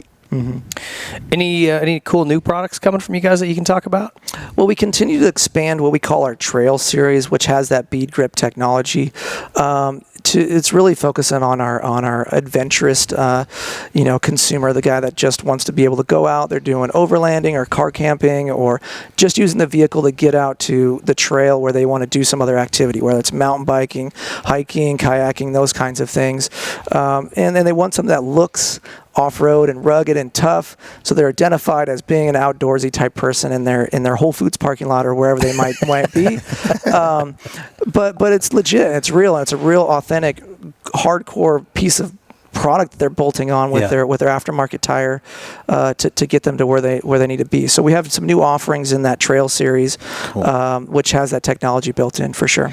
Are you guys still supporting the Dirtfish Rally School? Yeah, so that's a good partner of ours. If you guys aren't familiar with that, that's a school up in Snoqualmie, Washington, which is outside of Seattle, where they have classes that you can go and take and become to learn the driving techniques of a rally car driver. I think GL and yourself went up there with a winner from this show to go and do that. I've had the experience of going and doing it myself. Blast. And those guys do such a great job. It's such a great experience, and whatever your skill level is, whether you're first timer or you're experienced and you think you know what you're doing, those guys will show you how to really do it for sure. Yeah, I think the only prerequisite is that you need to know how to drive a stick shift, right? Yeah. Like as long as you can do that, That's you getting could hard go. to find nowadays. I know it is, unfortunately. But you could go and you'll have a ball because they really do start you in a little oval. It's nothing like. You don't have to be a great car driver going in. I would say if you're going to go, bring a buddy who thinks they know what they're doing so that you can really show them what's up, right? Because the people that are willing to go there and say, okay, I really don't know what I'm doing, and let the instructors instruct you, you'll run circles around the guys who just want to stick to what they think they know. Yeah. And sliding a car that's all-wheel drive or two-wheel drive, I'm not sure what we did the two-wheel drive that you got to do, but you learn so much different stuff, and I don't know what the weather was like when you went, but it was perfect for us. But most of the time it's snowing or a little rainy, but just the technique that you learn, and you, when you get back home, you want to put those techniques to the test, and it's a trick finding the spot to do that. Yeah, exactly. Donnie uses the drive-through to go do his burnouts. Like, really, bro? Yeah, last time we left the show, we went into a Del Taco drive-through, and Donnie was sideways. No, it makes me look like I'm just showing off, but if you've asked GL when he drives me, I'm sideways every time I leave someplace. Well, I'm often sideways when I leave certain places as well. GL's sideways and I'm sideways. Vehicle. They're two different sideways. Okay. That was one of the coolest things we've ever done. I mean, Dude, like that thing was amazing. Hopefully, we have another giveaway coming for that. I hope we so don't want too. to push into that, but yeah. Hopefully we do. I mean, they're great partners of ours, and all of the instructors that are up there are involved in racing in some level. It's a real deal. It's not just a arrive and jive kind of fun thing that you would do. It's legit, and they have legit cars, and they have a real race team, and and that's involved with that same facility, and they go out and race. Yeah. What's cool too, though, is they also feed off you. So when they figure, okay, this guy's getting it, he'll be like, okay, you can throw it in a little deeper. Mm-hmm. Don't be scared to get on the gas. And you're like, all right. So you really start pushing yourself as well. It was cool. Mm-hmm. Yeah, it's not like if you go to a go-kart place and they're constantly going, whoa, whoa, whoa. No bumping, no bumping. These guys are going, come on, man, go. And you're like, okay. You'll go till you blow right through a turn. Or break an axle. Yeah, GL broke an axle like 20 minutes in. Anyway. Faulty pod. We had a You blast. got to find the weak spots. There you go. Yeah. Did them a favor, I think. Well, anyway, thank you so much for coming on. We really appreciate it. 20% off by using the code Whiskey Throttle. You go to methodracewheels.com. Please do. And check those out. Or go to Langston Motorsports, right? Yep. So check them out. If you're looking for wheels for your anything, Method Race Wheels is the answer. So thanks again for coming on. Appreciate it. Okay. Thanks, guys.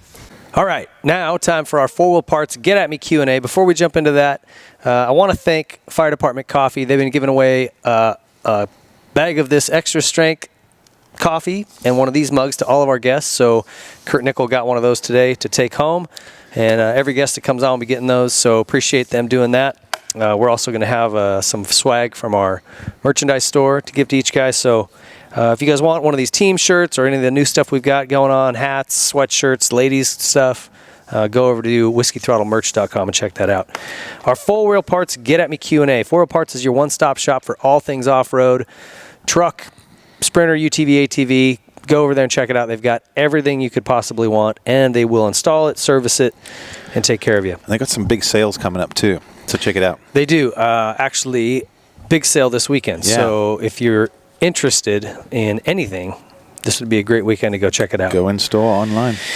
That's right. Donnie, what do we have for our 4-wheel parts Get At Me Q&A? I got a Twitter follower who wanted to know if the dragging back before triple is too dangerous. He noted that at Arlington it took out quite a few people, and it seems to be a dangerous obstacle before the triple. I hate those obstacles. I don't know about you. I mean, when you talk about, okay, we need to make something that's challenging, that can separate guys, but that is safe. Dragon's Back is not on that list anywhere. When I first moved here, it was like, I got to learn the whoops. I feared Dragonbacks with jumps afterwards the most, because I just nothing felt comfortable about going off a jump, not knowing if you were going to boner air like Ricky and O2 or get kicked like everyone at Arlington. So for me, I'm torn, because I'm like, if we just start taking away and go, oh, that's dangerous, remove that. Oh, well, doubles are dangerous. There's a gap, whoops. Just flat track. Well, Where flat track. do you get to? So it's always hard. There'll be because Mickey Thompsons around the track. It's like, where do you draw the line? And to me, I always feel like if you ask 100 people, you'll get a lot of different opinions. Before the triple, either way, it's just an odd obstacle, and I think I'm torn in the sense of, do you take it away or not? Because if we take it away, we're dumbing down Supercross, and if we leave it, we could lose riders like we often do. And that specific jump just seemed to be not super technical, which allowed guys to get a little cocky, you could say, and guys were going off it. So when they did crash, I don't think it was before the triple that was the major issue. I think it was the fact that it was pretty. It wasn't steep and abrupt. Well, it's not just that. It was that. kind of drawn out. It was short too, in a way that the bike never settled going up them. You just That's pop what I'm saying. onto it, It was very, and then it was spaced out like a longer ramp. Yeah. So there was more speed, not enough height. I think that specific case was a little bit different to other Dragon's Backs that we've seen in different areas or that were built differently. I think if they're going to do that, it needs to be a little slower and steeper, if it makes sense. So it's more like prop, prop, prop, and get over. And whoever can do it the best will get that advantage again. But that one just seemed a little awkward, and I don't think they built the track bad. When they built it, I think it looked normal. Hey, but dropping it just developed, and what's tough too, which people forget about, is kind of like with whoops, they can't go and get the machinery in the pockets to make it all nice, because the machine's sitting up here in the buckets. So it's really hard for them to fix a problem during the night. Hey, dropping a wheel in a whoop is scary enough. Like, what's it like dropping a wheel on that thing when you know you have a 6-foot drop on the other side of it? It's sketchy as hell. Yeah. That's the problem of this, and we're really lucky we didn't lose Cooper Webb. So this one jump took out 2 of the top contenders potentially, or damn near. And there were other guys that crashed and got hurt. Dakotas went down. To the me, 250, a few other guys. There's got to be. The jump doesn't get sketchy just all of a sudden. So they should have seen earlier in the day, okay, guys are getting jiggy on this thing. We're going to end up beatering somebody. Let's go in and massage it. Dude, that was a mistake. What comes to my mind is, and I'm sure you've all seen the video, but when I ate shit in Daytona 2010, it was a dragging back deal, but it got to a point, the way they worked it with the machine, it was spread out enough that we were coming up and jumping and landing in this pocket And we kept saying it's not good. I remember right before the main event, I said a lot of guys complained they delayed the main as they fixed it. I said someone's going to crash on there. No, that was right here. Someone, GL but was at like least Nostradamus. I He knew- predicted it. Yeah, he predicted the future. I just remember thinking this section's sketchy. And That's then target fixation. they'd put loose soil over a hole. So when I was next to Ivan, it looked okay. And then when I landed, one of those things, it didn't do what you anticipated. What about if it was caught like me off guard? a drag it back going up and then one on the other side going back down? Yeah. I've seen those, but then you're jumping down into a set of whoops. How does that work? Better than sketchy. jumping into a triple. Well, they need to just, that obstacle needs To me, the way the tracks are going, I think you're better off maybe doing more of these little mini inside berms and the split rhythm coming out and trying to keep it even. Because what happens is if the inside's a little bit quicker, everyone goes there, and then the rut slows it down and it gets hollowed out, and then all of a sudden the outside evens up. If a good track crew can keep on those sections, you're creating opportunities to pass. So if something's very even, whether it's inside or outside, they did that with this last race. There was that inside-outside split option. Yeah, it was really good. And section. it seemed like the outside was the line to be, and then as you could tell, it got beat up. The left came into play. So to me, if there's just an option, you still keep racing close. Maybe you don't get guys injured, but there's a way to pass and still separate the good riders from, or the greats from the good. The sand section in Atlanta that was split was really good. There was a split at Anaheim where Fernandez got booed so badly that was inside-outside that was good. There was passes made there. So I agree with you. I like those. I just think that these dragon backs, if you're going to build it, you've got to make the backside rounded, have some type of give to it or some space. I mean, and even that doesn't help. Look at AC. He rode the front wheel for 30 feet. Yeah. Packed it into the triple. So, but that would have happened to everyone else. Webb got actually lucky that he got a front endo wobble because it threw him offline. Dude, and that was lucky going onto the concrete. Hey, think about GL knows what it feels like to bounce onto the concrete. What if he'd have gone off the triple like that? Oh my gosh! But that's what I'm saying. When I watched that, my dad goes, "Man, that looks like it hurts." I'm like, "You were there when I bounced on concrete. GL, you didn't have any sympathy for me." He's like, "I can't believe Webb's racing again." I'm like, "I can't believe you just said that." Did you forget I bounced on the concrete? Pretty hard, but that old saying, it's the sudden stop that causes the damage. AC went into the face of the triple. That sudden stop, he couldn't race the next weekend because he's injured. So to answer your question, I would rather have landed on the concrete like Webb than gone into the face of a jump. That's a good point. You do at least get some slide, but God, he didn't slide Dude, much. that looked like an Olympic move. I mean, he was just like, first he tucked like amazingly when he hit the edge of the outside jump. He tucked right over. But he landed, as bad as it looked, he landed as good as he could have, because if he sat up more, he would have got his tailbone. Mm-hmm. Or his he almost landed more flat. But he did one of those where I think it hurt throughout the body, but it dissipated the force. How impressive was it that he climbed up to third with that injury from last week? This is really impressive. I mean, that guy's tough as nails. Yeah. Yeah, I've heard some people say to me, because I think people think because I know the guys and go to the races, they always want to ask. And some people are like, I'm not a big Webb fan. He just seems like a dick or this or that. I go, I think he could have said that about a lot of us at some point in our career. I said, but you got to respect just the resilience, the determination for a lot of guys as far as that goes. But yeah, for sure. Just coming back from that the next week. But he's a champion. He's a fighter. Yeah. You can tell, like, he didn't come back because the team said you should ride or he wants, what. He knows deep down, if I don't come back, this championship's gone. Yeah. And I still believe that he believes I'm catching fire, and these guys are starting to buck a little bit. Those are the best races, right? Those are the best races that he thinks he can do it. Is amazing. The second half of the season is going to be good. Yeah. Usually it tapers off. Remember, like when Anderson got the big lead and it gets boring, and then Dungey's done that a few years, or it just seemed like so many Supercross series by almost this point of the year, it was like, yeah, we know what's going to happen. I truly don't think you can predict what happens. No, not at all. I still think Webb can come back and win this title.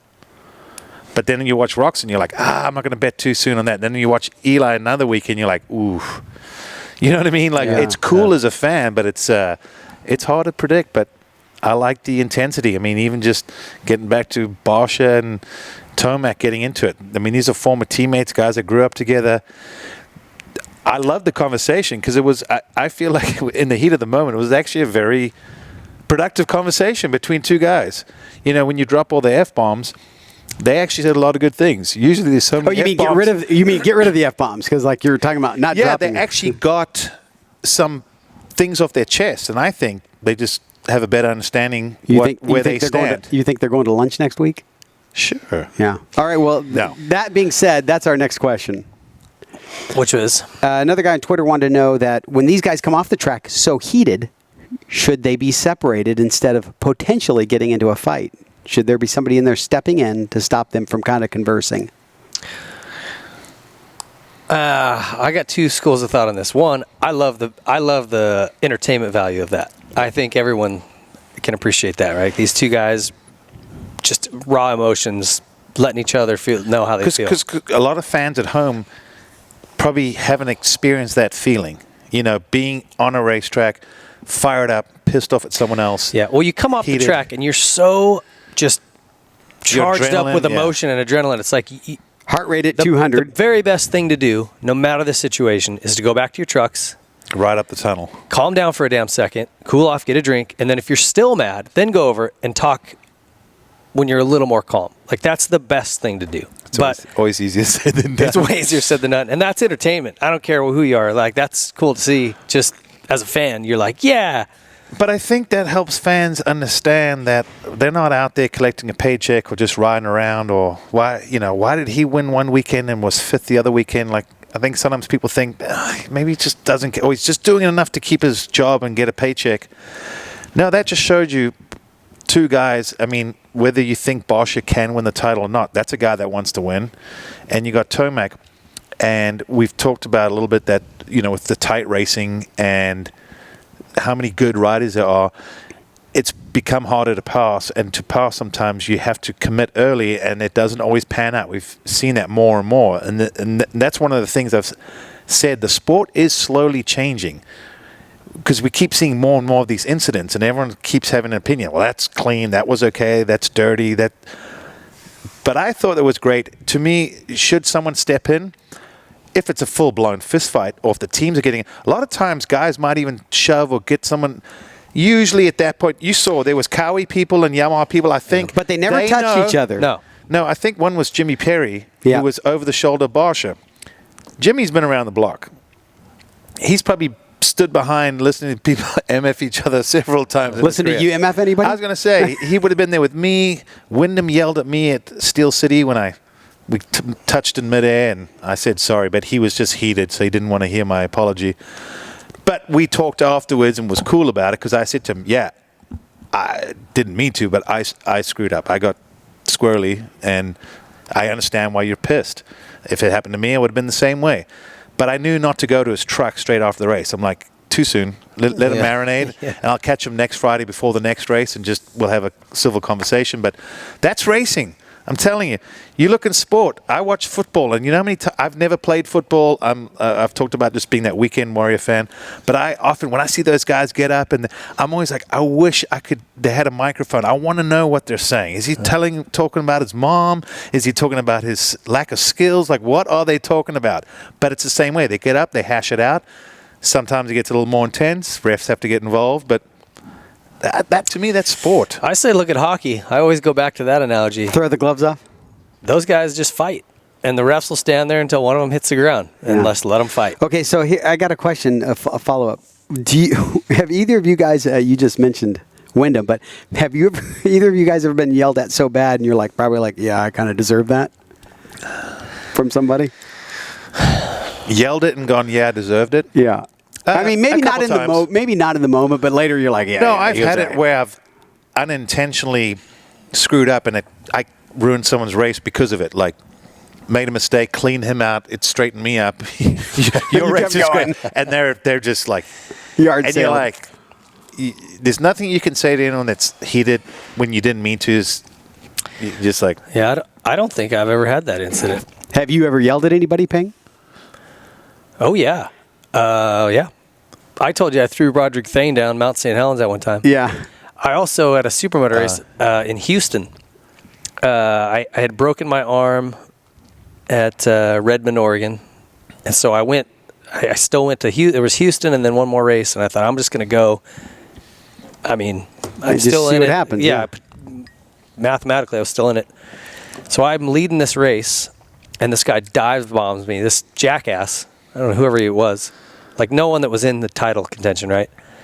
And he blows me out of a berm, and I like popped out of the berm on slicks, mind you, out of this dirt berm in the dirt. Luckily saved it, came back on. I think I repassed him. I ended up getting second or third. And you know, I'm in this full brace. I remember move, you know. riding with it. Yeah. And I was so pissed off. I came flying right into his pit and was just like letting him have it. Give him the business. Yeah. Hey, Because so I'm like, dude, I got a broken arm. You know, give me a fucking break. You come flying in and clean me out. Like, how much in Supercross, when guys are racing, are they yelling at each other on the track? I mean, in amateurs, it happens all the time. Does it happen when you're still happens. I think it happens less than it used to. That used to be like the old trick. I think because of two strokes, you go to the inside right and be like, ah! Well, you also hold the Throw a bike guy wide off, open. yeah. And That was I the don't- old I don't tricks. think you hear it much anymore No. because the bikes are so loud. I remember when I went to the GPs, probably like when Kurt alluded to, I was a nobody. And then one race I was ahead of Mike Brown. And that was, I think I said on my show that that's when he really pissed me off because for no reason, he just was screaming, revving his bike, rode into me. And I'm like, this guy is a dick. And that's the foot we got off of because the very next turn, I remember he stuffed me, passed me, looked back in the woods and flipped me off. And I was just like, you've got to be kidding me. And I just bomb dived him the next corner. And that was in 1999. Brown told me he didn't even know my name. But I hated Mike Brown from that day on. And our rivalry went for a while.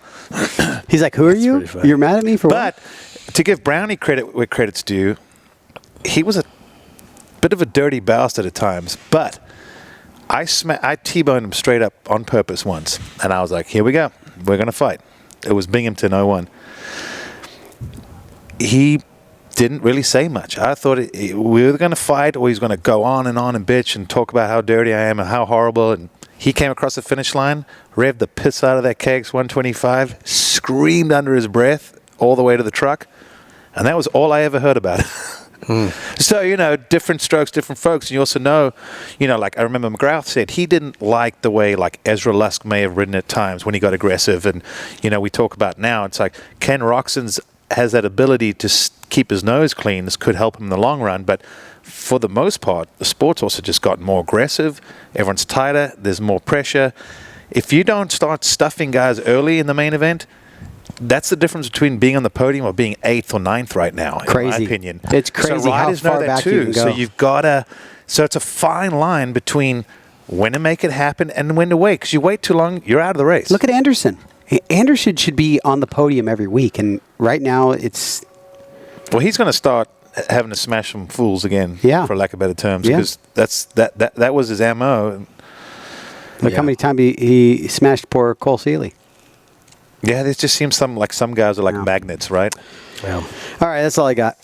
All right. Well, that's our 4 parts Get At Me Q&A, and that is our show, folks. Thanks for tuning in. We've got some really cool episodes coming up, probably 4 or 5 here straight in a row, so clear your schedule. You're going to need some time to get through these. And I want to thank our sponsors.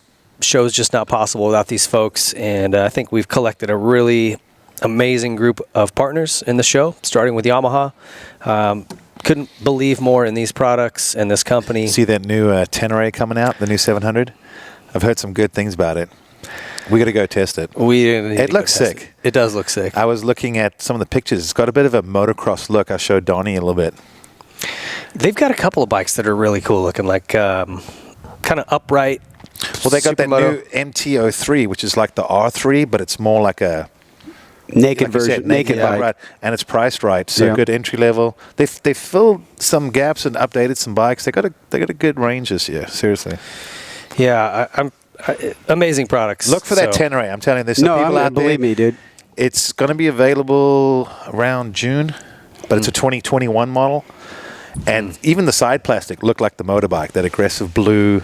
Yeah. No, it's a sweet looking bike. Adventure folks and rally folks are going to love that. But I think anyone that's moto that's looking for something to ride on the street, it's going to crossover. Yeah. Thank you to PowerDot. If you want to check out one of those units, 20% off using the code Whiskey Throttle. Donnie, No, Donnie, dude. do they work? Oh my gosh, dude! You've been using it on Oh your knee? yeah, you bet. I even saw his little Instagram post. This morning I was like, I did full exercise, ice, and then I did Instagram. I did PowerDot, and then I did Instagram. I did Instagram. And I did Dude, I've been PowerDot, so. and then Hey, I did GL, it. I did the shit out of Instagram. I posted something. GL's like, "Hey, bro, you're bored," because I was like going crazy last week. Yeah, you could tell. You know when someone's sitting around, you're like, he's bored. He was commenting on everything, and I was like, I never comment on anything, and I'm like, "What's this? calm What's that?" down. Also, Method Race wheels. Donnie, if you're bored, go buy some wheels. Yeah, I think I He will. already did. 20% off using the code Whiskey Throttle. Troy Lee Designs, big thank you to them. Get out and check out that new GP helmet. SKDA, if you need graphics, man, go look at these guys. Check them out on Instagram. You can see just what their stuff looks like. It's awesome. Dunlop, big thank you to Dunlop. 4-Wheel Parts. Adidas, do not be a dick to your feet. Get some nice shoes. Pro Circuit and the Hilo Concepts, free gift over there by using the code Whiskey Throttle. Seat Concepts, Fire Department Coffee, 20% off using our code as well. Specialized Bicycles, Paleo Ranch Foods, Langston Motorsports. That's our show, folks. Thank you. Thank you, boys. We will see you guys next week with another new show.